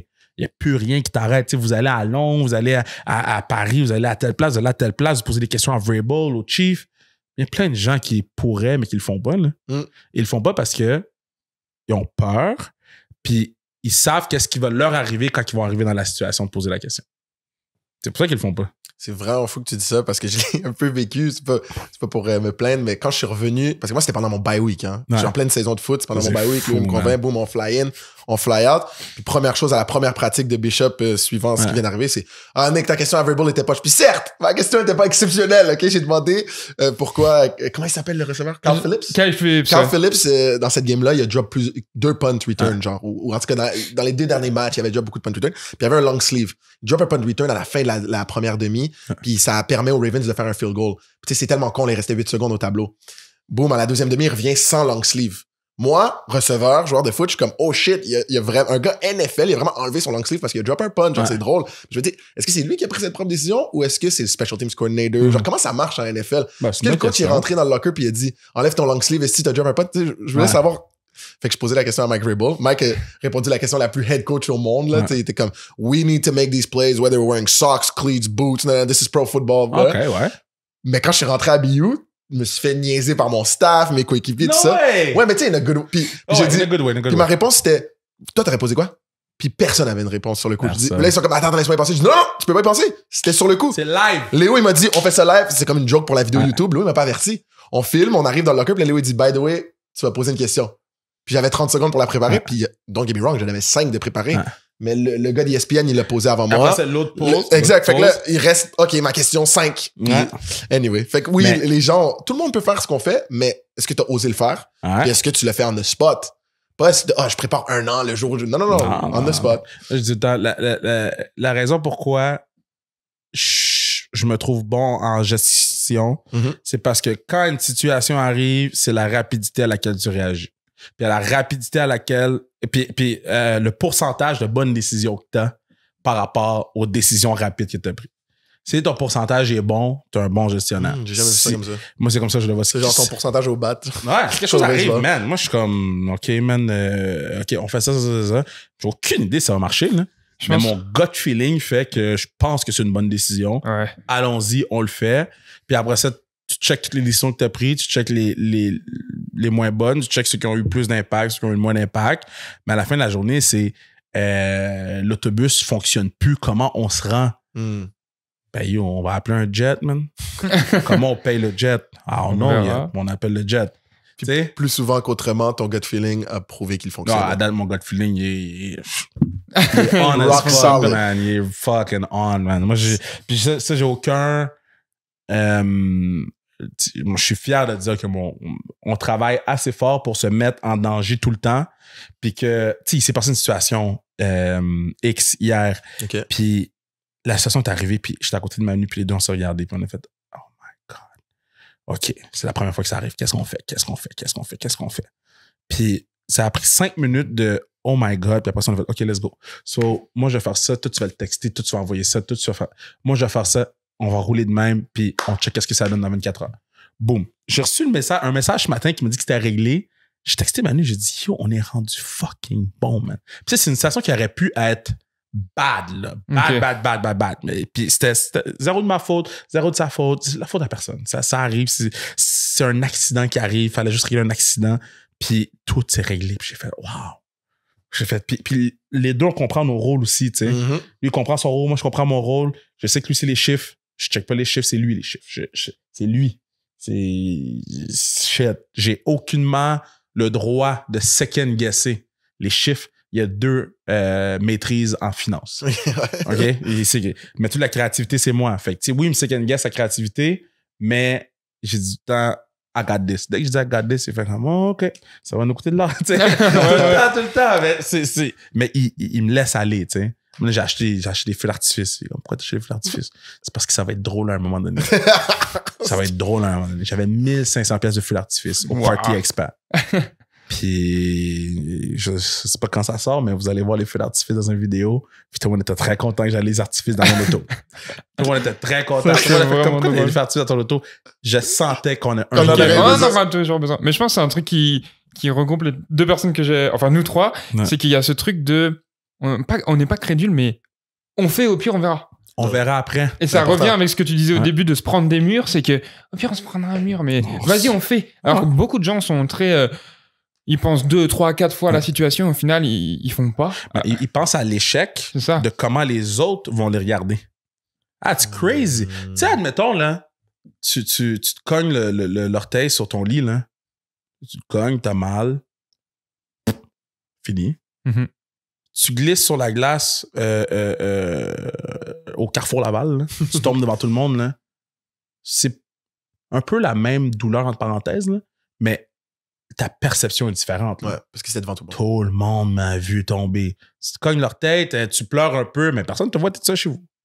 Fait qu'il y a beaucoup cette... je trouve ce problème-là, surtout avec les réseaux sociaux, qui fait en sorte que tu mets quelque chose out, puis là, man, j'ai fail. Mm-hmm. So fucking what? C'est que le flop sur les réseaux sociaux, il est public, contrairement à d'autres générations. On est la première génération où les stats sont constamment visibles. À l'époque, là, si tu faisais un show, comme les nombreux shows que tu as fait. Donc, Kevin Raphaël Show, par exemple, tu te fais booker ce show avec TVA, boum, il passe à la télé, vous faites 2 saisons. Puis à la 3e saison, les chiffres sont pas là, les codes d'écoute sont pas... Mais les codes d'écoute sont pas tout le temps postés, ils sont très peu postés même. Ça, c'est très rare. Donc, TVA te drop, on va dire, c'est pas dans ton cas, mais TVA dropperait le Kevin Raphaël Show, puis la perception du public, c'est il y a eu 2 saisons, il y a eu 3 saisons, peut-être qu'ils ont juste voulu nous vendre. Personne ne sait que ça flop. Alors qu'aujourd'hui, là, j'ouvre un compte IG, la personne a 30 000 followers, je vois, elle a 500 likes. Veux pas subconsciemment, je dis, moi j'ai 5 000 followers, pas encore, 4 700 followers, j'ai 1000 likes. Ça veut dire que cette personne-là, on se compare constamment. C'est comme on voit l'engagement des gens, le public flop, il est visible. C'est comme, ça a moins fait de vues que ça. Donc, 100%, je suis d'accord avec toi. C'est juste. Je dis pas que c'est positif, je dis juste que je pense que c'est... Mais faut juste pas que ça nous arrête de. Bien sûr que non. Non, absolument pas. D'aller de l'avant. Nous, ça nous arrête pas. Mais je pense que c'est ça qui fait peur aux jeunes. Ils sont nés là-dedans. Vous êtes fucking soft, man. Le coach. Vous êtes soft, man. Go. Tu sais jamais qu'est-ce qui peut arriver. Fonce. Travailler des jobs que ça va pas vous tenter pendant 30, 40 ans, prendre votre retraite, être dans votre lit de mort, faire comme what could have happened.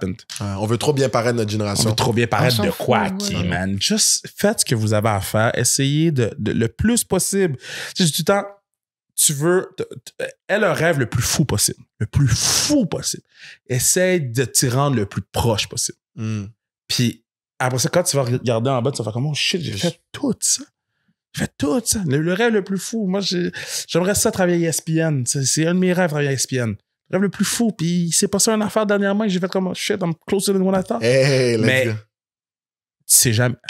Puis t'es tout le temps à un meeting man. T'es à un meeting de devenir un millionnaire. En parlant de pas avoir peur de flop, Kevin, en off-cam, avant le début du podcast, on a parlé de certains hot takes que tu avais déjà eu à la télévision. C'est que je devais bring up ça reste un podcast bring it on. Dans le fond, pour ceux qui savent pas, parce qu'il y a beaucoup de choses qu'on avait dit sur Patreon, donc je sais plus, mais Mais Kevin, depuis plusieurs années maintenant, travaille comme pour TVA Sport, entre autres, au football universitaire. Puis pendant les halftime du football universitaire, il fait des grosses chroniques où il va parler de tout et de rien, interviewer des joueurs, faire des blagues, etc. Puis un truc qui est arrivé l'année dernière qui a fait beaucoup parler au football québécois, c'est que avant que la saison de football universitaire commence, vous savez que c'est un monstre à deux têtes, le foot universitaire québécois. C'est toujours Montréal ou Laval qui sont les deux premiers et on peut dire que les trois autres institutions se battent pour la troisième place. Kevin avait prédit que ce serait l'année où Concordia finirait deuxième et que l'Université Laval finirait troisième. Bon, fast forward aujourd'hui, hindsight 2020, l'Université Laval a gagné la Coupe Vanier cette année-là. Donc non seulement ils étaient premiers au Québec, mais ils étaient aussi premiers au Canada. Ouais. Peux-tu nous parler de ça, Kevin? OK. Je vais vous expliquer quelque chose, OK, guys? So, ça s'est passé quoi? C'est une chronique de 3 minutes que que j'ai tournée en, let's say, 7 minutes. Ouais. Avant d'aller faire la lutte. Fait que Nicolas a monté ça il a pris 45 minutes à monter, c'est rentré en ondes au début de la saison, 3 minutes de télévision. 2 ans plus tard, on en parle encore aujourd'hui. C'est moi qui gagne. Oh oui, à 1000%. C'est moi qui gagne. J'essaie d'expliquer aux gens, je suis comme, si j'avais mis Laval 2, Montréal 1. Personne n'aurait calculé. Personne n'aurait parlé de ça. La chronique est finie. On la jette dans les poubelles. C'est terminé. On n'en parle plus. Le fait que j'ai osé mettre Connu 1, ça crée une conversation que même moi, j'ai fait « Oh shit ». J'ai fait « Oh shit, OK, all right ». Continuer à parler, je vais continuer à encaisser les chèques d'eau. puis c'est ça que j'essaie d'expliquer aux gens. Les gens sont comme... des fois, Kev, tu dis des choses, je suis comme... Oh. Je dis des choses que quand je vais... quand je fais mon dépôt direct, dépôt direct, c'est poser ses chèques à la banque. Du coup, quand je fais mon dépôt direct avec mon téléphone, je suis content, tu sais. Puis c'est des petites choses, puis je savais. Je me rappelle, Nicolas, il filmait, il regardait sa caméra, puis il a juste levé sa tête. Concordia? Quand il a levé sa tête, j'ai fait, j'ai gagné. Ben oui. J'ai fait, là, je viens de piquer je viens de piquer l'intérêt de tout le monde. Ils peuvent talk shit s'ils veulent, le chèque rentre pareil. Mais la prochaine chronique, ils vont la regarder, d'eau. Puis l'autre d'après, ils vont la regarder. Puis ça revient exactement à ce que tu disais. Juste fait. Fais-le. Voilà. Là, j'ai dit, on va foutre la merde un peu. Puis même Nick était comme, t'es sûr? J'ai dit. Après ça, bon, faut que tu t'essuies les rires ou les affaires de même. Mais à chaque fois que ça devient overwhelming, je fais tout le temps genre... Je suis accéder des jardins. Puis là, je vois qu'est-ce que c'est. C'est une banque. Mais des jardins, c'est une banque. Fait non, moi, je suis très zen avec... tu sais, dans les autres sports, moins. Je fais moins de hot take comme ça, mais au foot universitaire, man, je suis comme, yo, c'est des kids. Let's have some fun. Tu sais, je me rappelle taxi payant. J'ai un kit de Limoilou dans l'auto. Puis je conduis l'auto. De football? Ouais, de football. Okay. Ouais. Je conduis l'auto, man. Taxi payant, c'est un show... cash grab, cash cab. Money cab, ça se peut dire cash cab, ouais. C'est un talk show dans un taxi. Donc, tu rentres dans le taxi, tu penses que c'est un vrai taxi. Toi, tu sais pas, c'est ça, la personne ne le sait pas. Oui, là, ils savent, parce que là, c'est vraiment un taxi, là. Donc, tu rentres dans un taxi, tu fais le trajet, mais en même temps, c'est à la télé, puis on te pose des questions. Un quiz. Vous avez pas ça en France? Si, il y a plusieurs versions. C'est un concept international à ce point. Puis, là, il dit un jour pour les Moiloux, il dit, on va vous péter cette année. Moi, je suis coach à Grasset. On va vous péter cette année. On s'en va l'année prochaine, on va vous péter. Le Tobol d'or, man. Première fois que le coach m'a dit, à la fin, vous allez nous péter. Tu te rappelles sur taxi payant? Ah non. J'ai dit, hey, tu m'en parles aujourd'hui. À quel point ma ligne a eu de l'impact sur ta saison? Genre, coup de careless.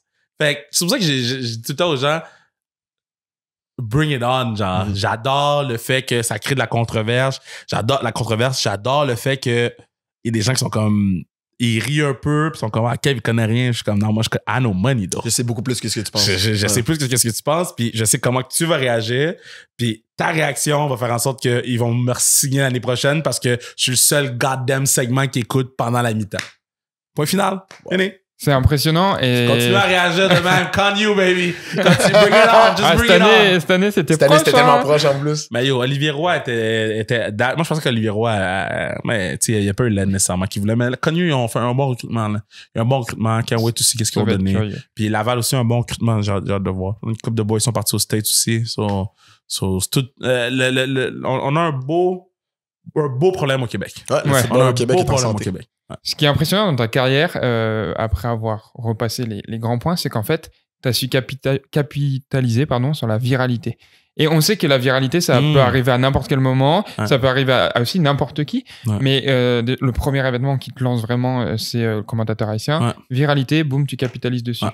Connu, viralité, tu capitalises dessus. Et ça, c'est extrêmement impressionnant parce que le nombre de personnes qui sont juste instantanées sur Internet, tu t'en souviens, ah oui, ce mec-là, il a dit ça, mais être capable de voir ça et d'avoir la mentalité business en mode, ok, j'ai fait ça, là, maintenant, il y a du buzz, là, faut que j'en profite. C'est ultra impressionnant. Tant que j'avais jamais vu de même, mais tu sais, c'est tout le temps, genre, il arrive quelque chose, qu'est-ce qu'on peut faire pour en retirer le plus possible. C'est tout le temps la mentalité de l'éponge. L'éponge est mouillée en ce moment. Je fais la press le plus que je peux. Pas si on passe à l'autre. Je press le plus que je peux, mais je fais le plus que je peux de chaque situation, puis de chaque the good days and bad days. Là. Il y a des bad days qui étaient comme, man, c'est a bad day. Ah, mais cette personne-là, c'est un piece of shit. I know it. Parce que je suis un... Puis tu sais, tout le temps, j'essaie tout le temps d'apprendre quelque chose, tout le temps d'évoluer, puis d'avoir Emmanuel, d'avoir l'équipe qu'on a en ce moment, man. L'équipe qu'on a est fire, man. Genre, je suis vraiment content de mon équipe, là. On a des dogs, là. C'est des monstres, là. Je suis comme... Yo, eux, ils dorment pas, là. Tu sais, j'ai envoyé ma soeur en une mission aujourd'hui, man. Puis tantôt, j'ai checké mon cell. La mission est complétée. Puis je suis comme, God damn! Mais c'est fou, là! Ouais. Puis je suis comme, c'est pas moi qui fais la mission. Puis 2, je pensais pas qu'elle allait compléter la mission comme puis elle a complété la mission. Je suis mort. Ouais. Fait je pense que de bien s'entourer, de bien puis de bien balancer travail et plaisir. Là. Genre, c'est chill travailler tout le temps, mais il faut avoir du fun aussi. Mais si je peux ajouter à ce que Léo dit, c'est ça, c'est ce qui est vraiment beau, c'est impressionnant quand on regarde ton parcours, puis après cette conversation, c'est que tu as su te renouveler à chaque fois. Tu n'as jamais eu un plateau. Puis en parlant de renouvellement, tu nous disais tantôt que là, tu vas relancer ta carrière d'humour officiellement. Là, tu vas refaire du stand-up. Tu veux nous en parler un peu? Oh, je suis back, man. J'essaie des trucs. Je suis retourné en fin de semaine. C'était tough. C'est tough, où ça? Au bordel. C'est chaud au bordel en fin de semaine. Ça, c'est le bar d'humour à Mike Ward. Ouais, exact. Martin Petit aussi, je pense. Okay. Martin Match. Faut que je t'amène, toi qui aimes beaucoup l'humour québécois. Ben oui, tu vas capoter. Mais tu sais, c'est de retourner, c'est de se mettre en danger. C'est un sport, là. C'est une discipline, là. C'est tough, man. Puis, tu sais, il y a, sur les 6, il y a 2 shows qui ont... Il y a un show qui a mal été. Okay. Complètement. Il y a un show qui a été correct, puis les autres shows, ça a bien été, puis j'ai 2 shows qui ça a très bien été. Mais c'est de retourner, man, réécrire, c'est d'appeler, man, tabarnak, man, give me a pep talk. OK, good, parfait. On est good to go, on est back. D'aller prendre une marche autour du bloc parce que t'es piste. Ça arrive. Go back. Tu sais, de trouver des mécanismes de quand t'es pisse, comment je peux. Ah, OK, shit, je peux manger. Ça va. Tu sais, des petites choses, mais de pas rester dans un mindset. De pas rester dans un état d'esprit. Jamais. Puis je pense que c'est la chose que je suis le plus fier au courant des dernières années, c'est de pas rester dans un état d'esprit négatif. Parce que c'est facile. Tu sais, une affaire négative arrive, ça commence à s'empiler. Tu sais, je pense que c'est comme ma journée était une journée de merde. Mais non. Une affaire négative est arrivée, je vais aller faire une sieste. Genre 20 minutes. Je me réveille, je suis woozy, man. Qu'est-ce que j'avais à faire aujourd'hui? OK, good, let's go. Fait que, tu sais, c'est tout le temps... Moi, c'est vraiment le truc que j'avais à travailler, que j'ai travaillé, que je suis content, puis ça m'ouvre des portes, là. Tu sais, les affaires que... Quelque chose arrive le matin, ça l'affecte le reste de ta journée, mais le reste de ta journée, t'as des opportunités, là. Il y a d'autres choses qui peuvent arriver dans ta journée, mais t'es tellement dans un état de marde parce que tu t'es mis dans cet état-là, parce que 1 ou 2 ou peut-être 3 affaires sont arrivées, puis tu fais comme, oh, mais aujourd'hui, ça va être une journée de merde. Non, man, just keep at it. Va dormir 20 minutes, reviens. Juste, va dans ton auto, prends une marche, juste relax. Est-ce que tu as travaillé ça tout seul ou tu t'es entouré? Est-ce que tu as déjà eu affaire à du coaching mental ou des choses comme ça? Non, je pense que j'ai évolué. Je pense que c'est beaucoup d'essais-erreurs, là. Vraiment beaucoup d'essais-erreurs. Mais... Tu sais, des trucs qui gossent, là. Tu sais, des moustiques qui gossent. Puis t'es comme, Puis moi, tu fais comme, c'est chill, man. C'est naturel. Ça va s'en aller à un moment donné. Genre, les gens qui gossent, ils quittent ton espace mental. Enlève-les ton espace mental, ils servent à rien. Puis je fais, oh shit. Que je peux juste. Puis tu sais, surtout les derniers mois, je te dirais, là, quand j'étais fatigué, puis brûlé, puis je travaillais beaucoup, puis j'étais comme, fuck. Puis après ça, j'ai commencé à instaurer une routine par jour. Okay. Puis là, ma routine par jour me permettait de sortir de certains trucs que je restais dedans toute la... Tu sais, mes courriels, je les regarde juste le matin et le soir maintenant. OK. Le matin et le soir. La journée, à moins que je sais qu'il y a quelque chose sur le feu. Ouais, bien sûr. Je fais pas mes courriels, on give a fuck. Au début du podcast, tu nous disais que tu voulais devenir journaliste sportif après le football. D'où est venu cet intérêt pour l'humour? De devenir comédien? J'ai tout en fait de l'humour. Moi, l'histoire... So, on a fait secondaire en spectacle au Collège Le Tendre. Classique. Ben oui, of course. On animait le show, puis... Ah ouais? Ouais. Ils nous ont pas choisi pour animer le... On a animé le local, le régional, mais le provincial. Ah, puis le provincial? Non, ils nous l'ont pas donné. Ah, OK. Puis moi, j'ai dit, vous allez mettre qui? Genre, c'est nous les meilleurs, là. De quoi vous me parlez, là? Puis je fais, ah ouais. Fait qu'on a loué la salle André Mathieu de Laval. J'ai appelé, puis j'ai dit, madame, j'aimerais faire un show chez vous. Salle André Mathieu, c'est à Momo, hein? Ouais. Exactement. C'est le gros auditorium à Montréal. Elle a dit, t'es qui? Je suis un élève du collège, attends, moi, je vais faire un show chez vous. Je dis, ben non. C'est la salle André Mathieu, on a certains des plus gros humoristes au Québec. Tout le monde y va. Là, j'ai dit, qui es-tu? Combien de billets faut que je vends pour que vous me laissez la date? Si tu vas la moitié des billets pour telle date, je te laisse ta date. Parfait. Clic. Elle a imprimé tous les billets qu'on avait besoin de vendre. Fucking grosse roulette. On était faire du porte-à-porte à Laval. Les billets étaient 13$. À l'époque. C'est beaucoup, là. C'est pré-inflation, là. Yo, damn. 13$ nos billets, porte-à-porte. On a sold out l'André Mathieu. 2 semaines avant, c'est sold out. Puis ça, c'était juste parce que tu voulais compete contre secondaire en spectacle. Juste parce que je voulais les envoyer chier. Puis, qu'est-ce qui est crazy, c'est que 10 ans plus tard, je suis devenu porte-parole de secondaire en spectacle provincial. Puis, la première chose que j'ai dit quand je suis monté sur scène, j'ai dit, vous me prenez comme porte-parole, mais vous vouliez pas m'avoir comme animateur il y a 10 ans. Puis c'est là que la porte, tu sais, la clé était mise.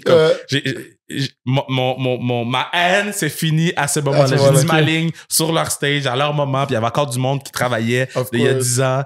Puis ils sont comme moi, Kev. J'ai dit, non, man, c'est fait, on n'en parle plus. Mais on a rempli la André Mathieu. 2 semaines avant, on n'avait pas de show d'humour, on n'avait rien. Il fallait écrire des blagues. On avait engagé Jean-Thomas Jobin pour venir. J'avais écrit à Jean-Thomas, j'ai dit, yo, j'ai rempli la André Mathieu sans faire exprès. J'ai aucun show. Excellente phrase d'accroche. J'ai rien. Est-ce que tu veux venir faire des blagues? Il dit, ben ouais, je vais venir. C'est plein. Je vais venir roder du matériel. Comment ça, c'est plein? Tout le monde était choc. Tout le monde était choc. Donc là, nous, on savait pas qu'on allait recevoir de l'argent, là. La madame nous a donné un chèque. J'ai regardé le chèque. J'ai dit, on le refait. J'ai redonné à la madame, on l'a rempli une deuxième fois. Elle nous a donné un autre chèque. Puis à ce moment-là, t'es en secondaire 5? Ouais, secondaire 5, cégep 1, cégep 2, ouais. Puis après ça, ils nous ont donné un chèque. On a split à 4. On a split à 4. Puis on a loué la petite salle qui était à côté de Maison des Arts.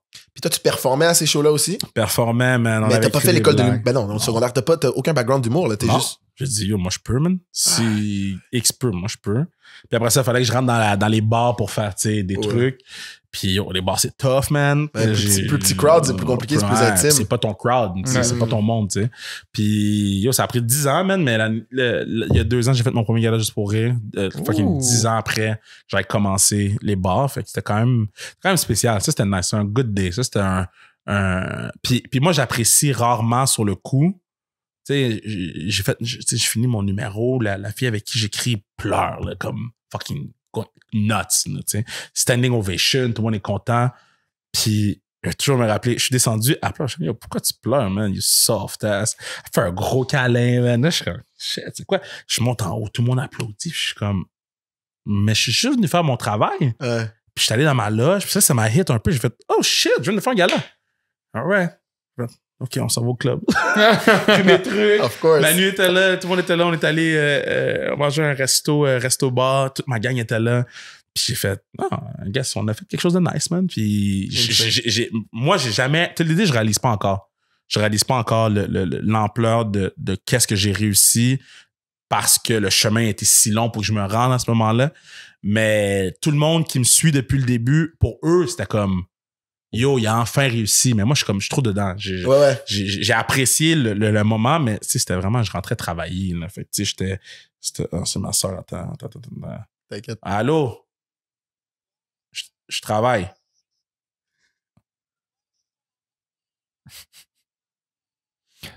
Je profite de ce moment pour vous rappeler de vous abonner au Patreon. OK, c'était vraiment intéressant. Prends soin de ton auto, là. Sécurité en premier, puis... le reste, je vais arranger plus tard. On lui passe le bonjour. OK, arrange ton auto, là. OK, c'est bon. OK, bye. Appelle CA.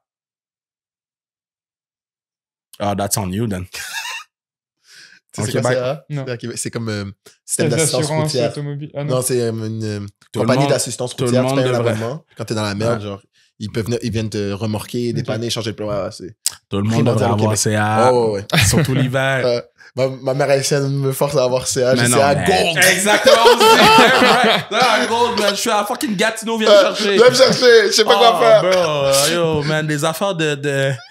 Oh, Lord Jesus, man. Je me rappelle des shows d'humour à Gatineau, man. Tempête de neige, ça m'avait pris 6 heures à me rendre. Ouf. Wow. C'est la dernière heure du temps en plus à Gatineau. Alors que Montréal-Gatineau, les amis, c'est censé vous prendre max 2 heures. Ouais. Puis 2 heures et demie. On roule legit à genre 20 km/h. Tu sais, comme, je suis en train de... Puis je peux pas sortir d'une sortie, je les vois pas les sorties. Je peux juste conduire tout droit. C'est la panique totale. Je peux pas revirer de bord. Je suis pris. Faut que je me rende à Gatineau. On verra le reste après. Puis je conduis. Puis tout le long que je conduis, ça fait toc, toc, toc, toc, toc, toc, toc, toc, toc. Puis je mets la musique très, très fort parce que je suis en panique. J'arrive, bro, j'ai un flat, man. Flat. Couché, là. Pneu crevé. Gone. J'ai plus de pneus. Puis je fais, yo, je suis bon, man. J'ai CA. Ils ont traîné mon auto de Gatineau jusqu'à mon garage à Laval. Puis j'ai dit, gars. Shout out. J'ai dit, what it do. It is what it is, man. Like, shout out, CA. Merci pour ces nombreux appels. Kevin, maintenant que Juste pour rire, malheureusement, n'existe plus, là, pour des raisons qu'on n'a pas besoin d'aborder sur ce pod, mais les Québécois savent. Considérant tout ce que tu es capable d'organiser, tout l'argent que tu es capable d'amasser, les fonds privés comme publics, tu es vraiment quelqu'un que, comme si tu as une vision, tu es capable de créer un événement. Tu serais pas le prochain à partir des galas d'humour au Québec? Non, man. Fuck that. Pourquoi? Fuck that. J'aimerais mieux faire mon show 60 minutes à moi. OK, ton one-man. Okay. Ouais, mais juste le faire pour le fun. Je veux juste avoir du fun. La seule raison pourquoi je suis retourné, c'est pour avoir du plaisir, essayer des trucs, me mettre en danger, repartir la machine créative un peu, créer de l'humour au lieu de créer des chroniques de radio, des chroniques de télé. Puis juste ne pas être complaisant. Tu sais, j'ai pas besoin de retourner là, me mettre en danger devant des gens au bordel. Mais je le fais parce que non, je suis pas complaisant. Là, comme, tu sais, je me rappelle, samedi, j'en avais 4. Puis j'avais un party le soir. Puis j'étais arrivé au party. Puis ils sont comme, tu fais quoi? Ah, je te retourne sur scène. Ah? Pourquoi tu fais ça? Bah, ça me tente, man. OK, puis comment ça a été? Bah, yo, not great, but not bad. OK. C'est moi, on était comme, mais il n'y a même pas le temps de dormir. Qu'est-ce qu'il fait? Je suis comme, je suis pas complaisant, man. Tu sais, puis même chose pour le acting. Tu sais, je veux faire du acting, mais je me trouve poche. Fait que je vais prendre des cours, puis je vais, tu sais, je suis pas très bon en audition aussi. Fait qu'il faut que je travaille là-dessus. Fait il y a plein de choses que je veux faire pour m'améliorer. Tu sais, j'apprends l'italien en ce moment. Okay. J'apprends juste parce que Kobe parlait italien. Parce que tu coaches avec Marco? Non, Tony. Pardon. Marco, c'est Carabin et Tony, c'est Grasset. Mais non, juste parce que, mais why not? Pourquoi? Ça fait rire tout le monde quand je parle. J'ai appris quelques lignes en allemand à cause de l'université. Puis là, j'ai mon Duolingo, man. Je vais le faire tous les jours, man. J'apprends mon italien. Est-ce que t'as super Duolingo? Hein? Est-ce que t'as super Duolingo ou t'as Duolingo normal? Non, j'ai super Duolingo. OK. Comment? Ah, puis j'ai dit Duolingo, man, puis ça vient de me popper dans la face. non, moi, j'ai mon super Duolingo. Là. Yeah, you damn right. OK. L'oiseau multicolore. Ah, of course. Man. OK, la casa, ça, c'est maison. Kevin, juste avant... La casa. Juste avant de passer au segment de fin que Léo va t'introduire, moi j'ai une dernière question. Encore une fois, moi le thème récurrent de cet épisode pour moi c'est renouveler. C'est comme là tu dis, je veux rester, je veux pas être confortable. Pour moi, t'es constamment en train de te renouveler. Est-ce que une fois dans ta puis là tu dis que tu veux devenir acteur. Est-ce qu'une fois dans ta carrière quelqu'un te dit, puis clairement ça t'a pas arrêté, mais moi je suis curieux. Est-ce que quelqu'un t'a déjà dit, tu peux pas faire ça, genre que t'arrivais pour créer un nouveau truc. Bro, tous les jours. Tu disais, mais là non, toi t'es humoriste, tu peux pas être commentateur sportif. T'es commentateur sportif, tu peux pas être acteur. T'es acteur, tu peux pas être comédien. Bro, tous les jours, man. Je suis comme, watch me, bitch.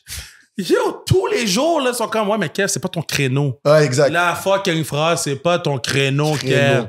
Mais yo, go fuck yourself. Je sais pas si j'ai le droit de dire des gros mots. Tu peux dire ce que tu veux sans stress. Ils peuvent aller chier, ces gens-là. Parce que c'est pas eux qui payent mes bills. 2, c'est pas à côté d'eux que je dors le soir pour essayer de penser que yo, est-ce que j'ai réussi ou j'ai pas réussi. Puis 3, à la fin de la journée, quand je vais être dans ma petite boîte, fucking dans un trou, puis qu'il va y avoir de la terre sur moi, ça va pas être comme, ah, j'aurais dû ou ah, Kev était si. Non, ils vont pas parler de ce que j'ai fait à la télé ou whatever. Ils vont parler de comment j'étais comme personne.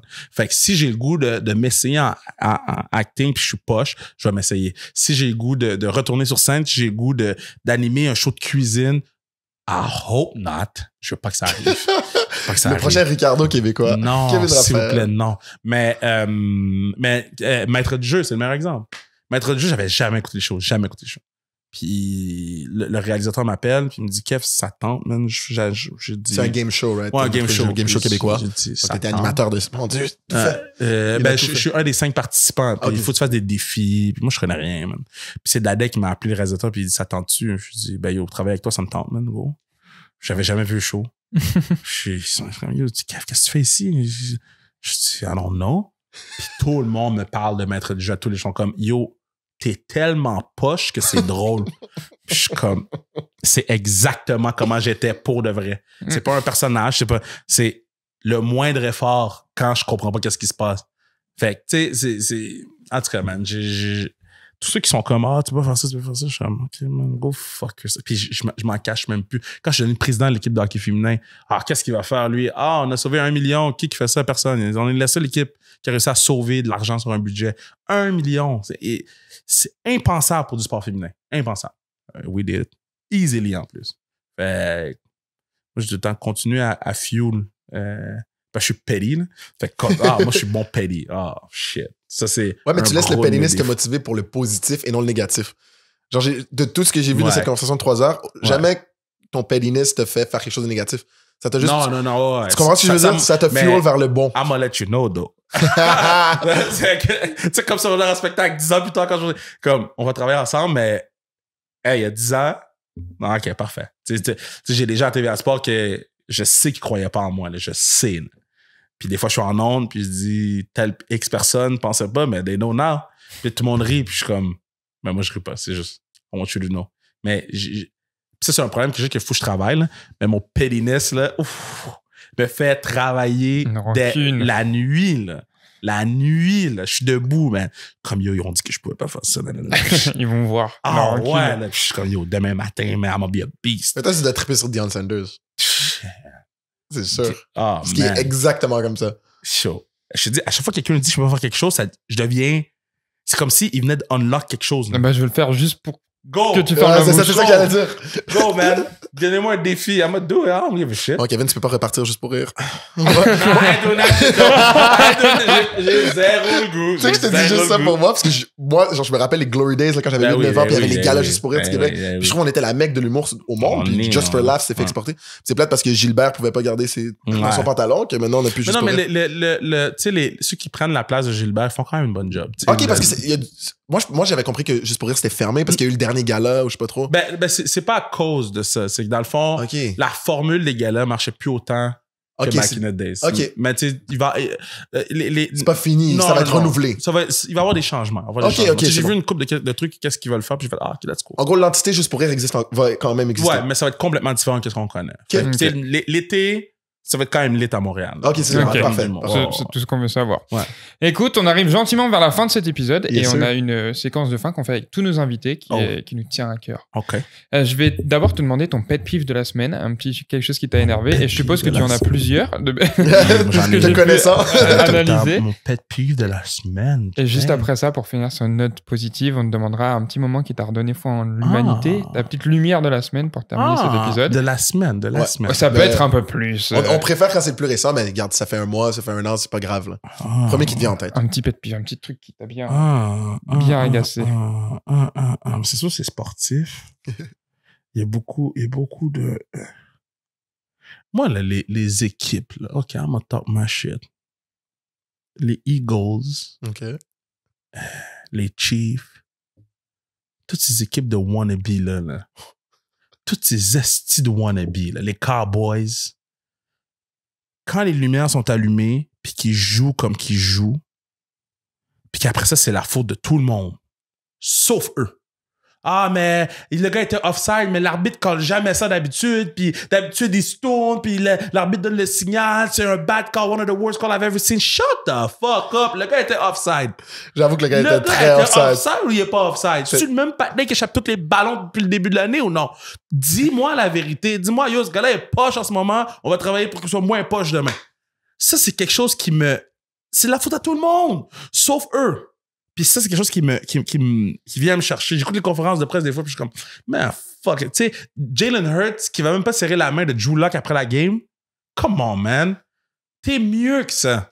T'as été au Super Bowl. On parle de toi comme peut-être un MVP de la ligue. Le kid, il vient de faire un comeback victory. Ça fait 3 ans qu'il n'a pas starté ou qu'il n'a pas été un starter permanent dans la ligue. Puis tu n'as même pas serré sa main à la fin. Si c'était Patrick Mahomes de l'autre côté, t'aurais-tu serré sa main? Oui. Mais il était malade. Ah, il était malade. Il voulait pas propager les germes. Ah ouais, donne un point, fuck. On a fait ça pendant 2 ans de pandémie. Parce que sur ce podcast, Jalen Hurts, il est intouchable, ce genre-là. On l'adore. Mais my bad. Le gars, il joue mal en ce moment. Il y a le double turnover depuis le début de l'année comparé. C'est je pense qu'il y a 17 turnovers. C'est un qui en a le plus dans la ligue. Oh, the damn ball ou cours pas. Still. Tu lances à qui? Tu lances à qui? Il lance des matchs. J'adore Jalen Hurts. Mais il faut le voir pour qu'est-ce qu'il est en ce moment. Peut-être qu'il a mal au genou, peut-être qu'il y a ci, peut-être qu'il y a ça. Same thing, Josh Allen. Si ma vie est sur la ligne... Josh Allen, ouais, ça, on s'en fout. On le défendra pas. Tu sais, comme, il est le seul quarterback que si ma vie est sur la ligne, je suis comme... Maybe... Écoute. Je pense que j'irais avec Lamar Jackson. Ah ouais? OK. En ce moment. Lamar Jackson. On l'a vu jouer en personne à Londres. Incroyable. Monstre. Incroyable. Si ma vie est sur la ligne, à part LeBron James.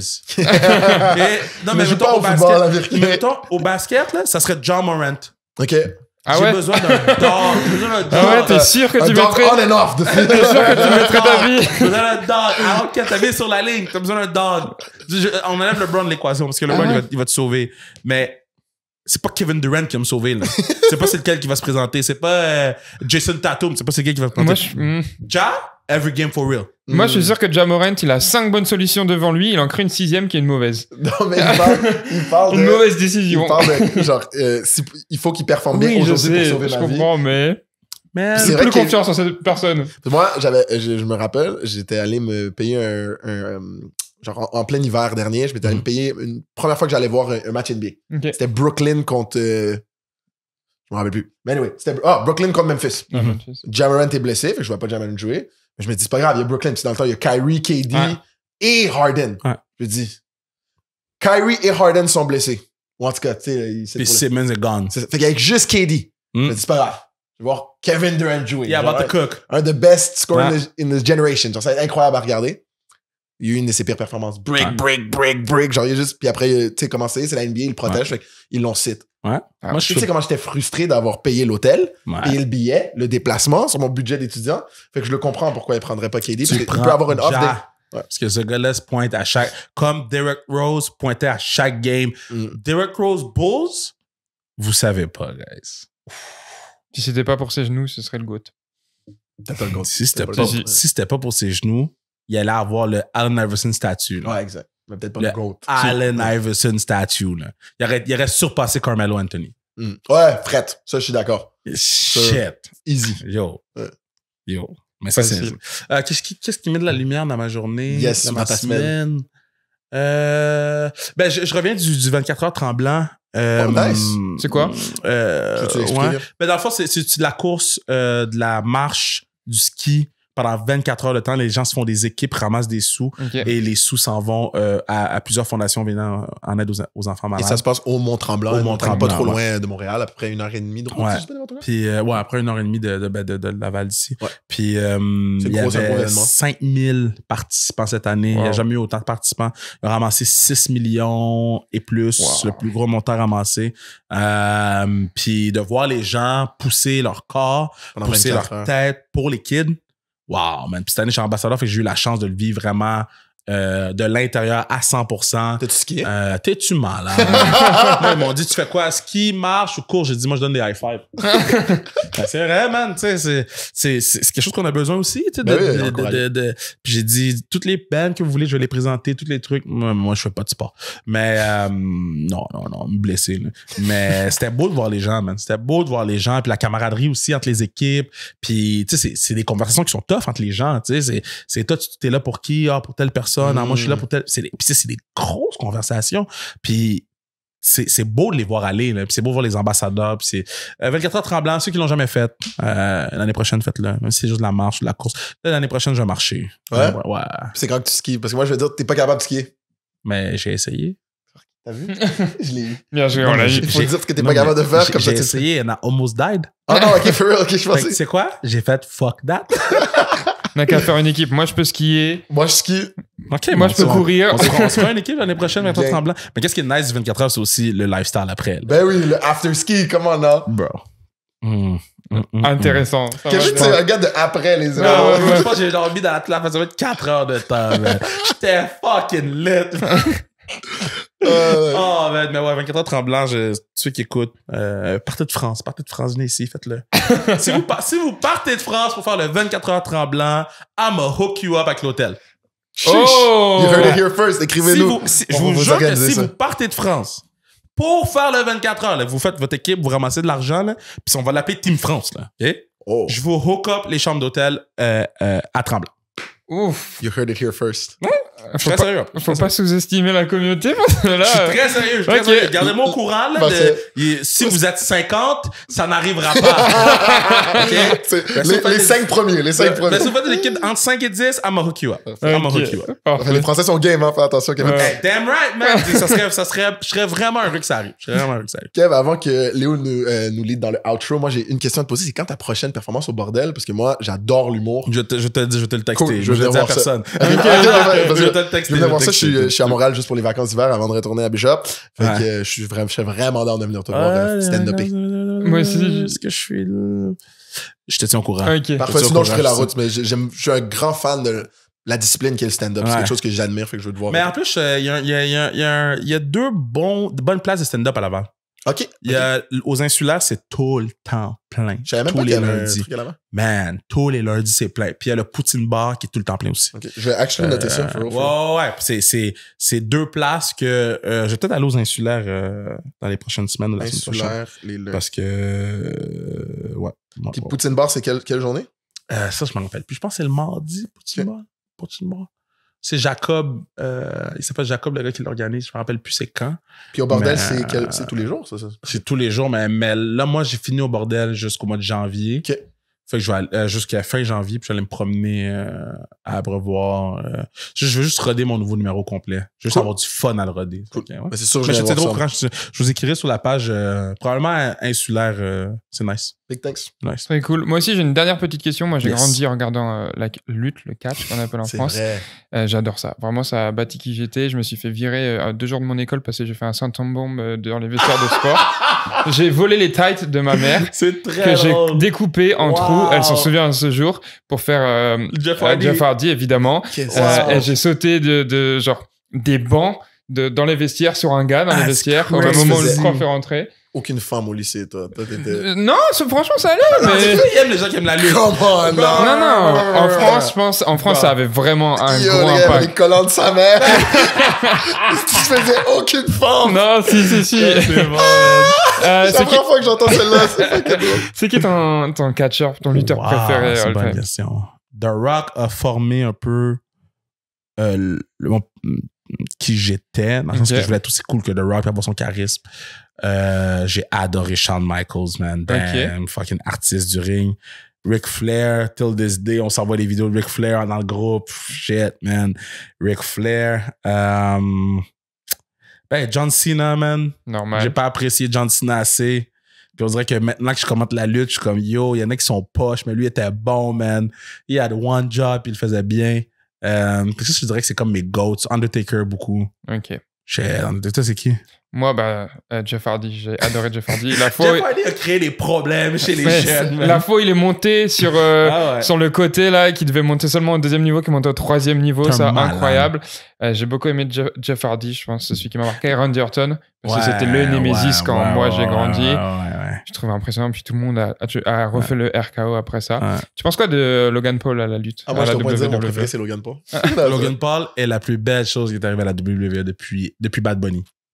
Depuis Bad Bunny, Logan Paul, c'est la plus belle chose parce que Bad Bunny est arrivé puis on a été surpris du fait qu'il était capable de faire des aussi belles choses dans le ring pour la personne qui est, pour l'artiste qui est. Logan Paul est legit l'un des lutteurs, le top 5 les plus complets au monde en ce moment. Il est vraiment les gens vont dire c'est un hot take, là, mais au micro, dans le ring, sur les médias sociaux, il n'y a personne qui le touche, ou presque. Là. Moi, je le regarde, puis je suis comme... Tu sais, il faut qu'on en parle tout le temps. Je suis comme... God damn, man! Il vient d'arriver, puis il peut tout faire... Easily! Tu le mets dans les main events, tu le mets dans... Je sais, puis... En tout cas, ce gars-là, c'est la meilleure chose qui peut arriver. Quel free marketing pour la WWE, là. C'est une joke, le gars. Ça coûte cher, là, mais... Oui, non, il est sur un bon contrat, mais je veux dire...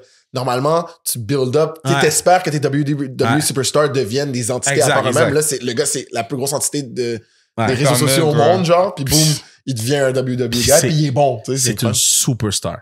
Tu sais, je dis tout le temps, quand je suis dans l'aréna, t'entends une musique, puis que les gens font juste se lever, parlent entre eux, c'est une chose. T'entends une musique, les gens se lèvent, tout le monde regarde, puis il n'y a rien qui se passe, là, à part... du bruit ambiant, puis il y a quelque chose qui se passe là. C'est comme un sentiment. Il n'y a pas beaucoup de gens que... Tu sais, Roman Reigns, c'est ça. Ouais. Le début, c'est une part, les gens se lèvent, puis tout le monde sort son téléphone. C'est le moment. Shit. Logan Paul rentre, tu sais que quelque chose va arriver. Tout le monde sort son téléphone. Il est spécial, Logan Paul. Un bon monsieur. Un bon monsieur dans le ring. Un bon lutteur. Un bon lutteur. Coup de careless de la personne qui est à l'extérieur du ring. Dans le ring, c'est un très bon lutteur. Quand tu commentes la WWE, vous êtes en studio ou vous êtes en personne? En studio. Mais as-tu la chance de le faire en personne à date? Pas en personne. On a la chance d'interviewer les lutteurs dans les WrestleMania et ces affaires-là. Mais on a la chance d'être présent aussi aux événements. Mais non, d'être présent, assis, pas encore. Okay. Même quand c'est à la Place Belle? Même quand c'est à la Place Belle. On a eu la chance d'être dans le ring. OK. Et ça, c'était quand même cool. Là. Ouais, ça, c'est quand même crazy. Ça, c'est comme un rêve de kid. Là. Ben oui. Yo, man, ils ont parti notre tour, man, on a marché, là. Puis après ça, fait que t'as les 3 cordes, puis les lutteurs passent par la 2e corde. Ouais, entre la 2e et 3e. Ouais, d'habitude, les divas, les lutteurs passent entre la première. Puis moi, j'étais comme, yo, mes pantalons sont trop serrés pour que je passe entre la 2e. Fait que j'ai passé en dessous de la première. Yo, je me suis fait tease là-dessus. C'est sûr. Fait que là, ils reviennent à Laval au mois de décembre. Puis là, je suis en train de calculer, man, quel pantalon je vais mettre. Juste pour que tu puisses. Yo, parce que là, je peux plus me faire teaser quand je suis fait teaser. Là. Puis tu sais, après ça, t'es dans le ring, man. Tu regardes, la Place Belle, c'est chez nous. C'est ma ville. So. Tu regardes, c'est ta ville, c'est plein, tout le monde crie. Tu dis quelque chose au micro, les gens hurlent. Puis tu fais comme... Puis Cody Rhodes, j'avais la ceinture de Cody Rhodes sur l'épaule. Oh shit. J'étais comme, à un moment donné, Cody a juste fait I need my belt. J'étais comme, tiens, boss, you're my boss.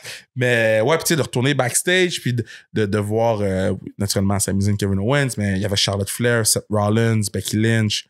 Puis ils se parlaient tous de leur match qu'ils allaient faire en... Fait que tu sais, t'es comme, OK, là, je fais partie de la famille. Là, ils parlent de leur match devant moi. Finn Balor qui était là, il nous a dit what's up. Puis tu fais comme, oh shit, OK, là, je fais partie de la famille. Ça, c'est quand même cool. Trish Stratus était venue, elle a dit allô à Pat Laprade, pas à moi. J'étais comme, girl, moi aussi, je suis là, man.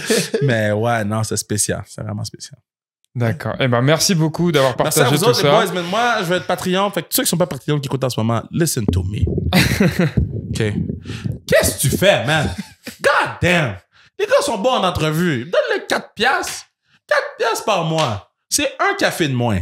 Ton café du vendredi que tu n'en as même pas besoin. Le vendredi, personne n'a besoin de café parce qu'on chill le vendredi. Qu'on prend le café, on est inefficace le vendredi. Sacrifie ton café du vendredi pour te mettre sur le Patreon de nos boys. OK? Do it for you. Pas pour eux. Do it for you. All right. Merci beaucoup. Merci énormément, Kevin. Merci d'avoir accepté l'invitation. C'était incroyable. Anytime. Puis, quand vous êtes prêts, let me know.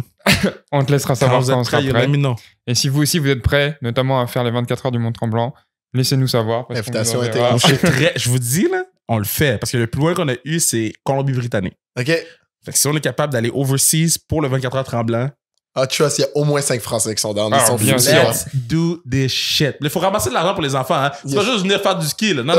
On va faire une levée de fonds toute. Ils vont venir. Puis on va turn the fuck up ensemble tout le monde. Bien sûr. Bon, merci beaucoup. Merci beaucoup. Si vous avez écouté cet épisode jusque-là, maintenant vous êtes des vrais. Merci beaucoup. Et on se retrouve très bientôt dans un prochain épisode de Sans Stress. Ciao, Zao.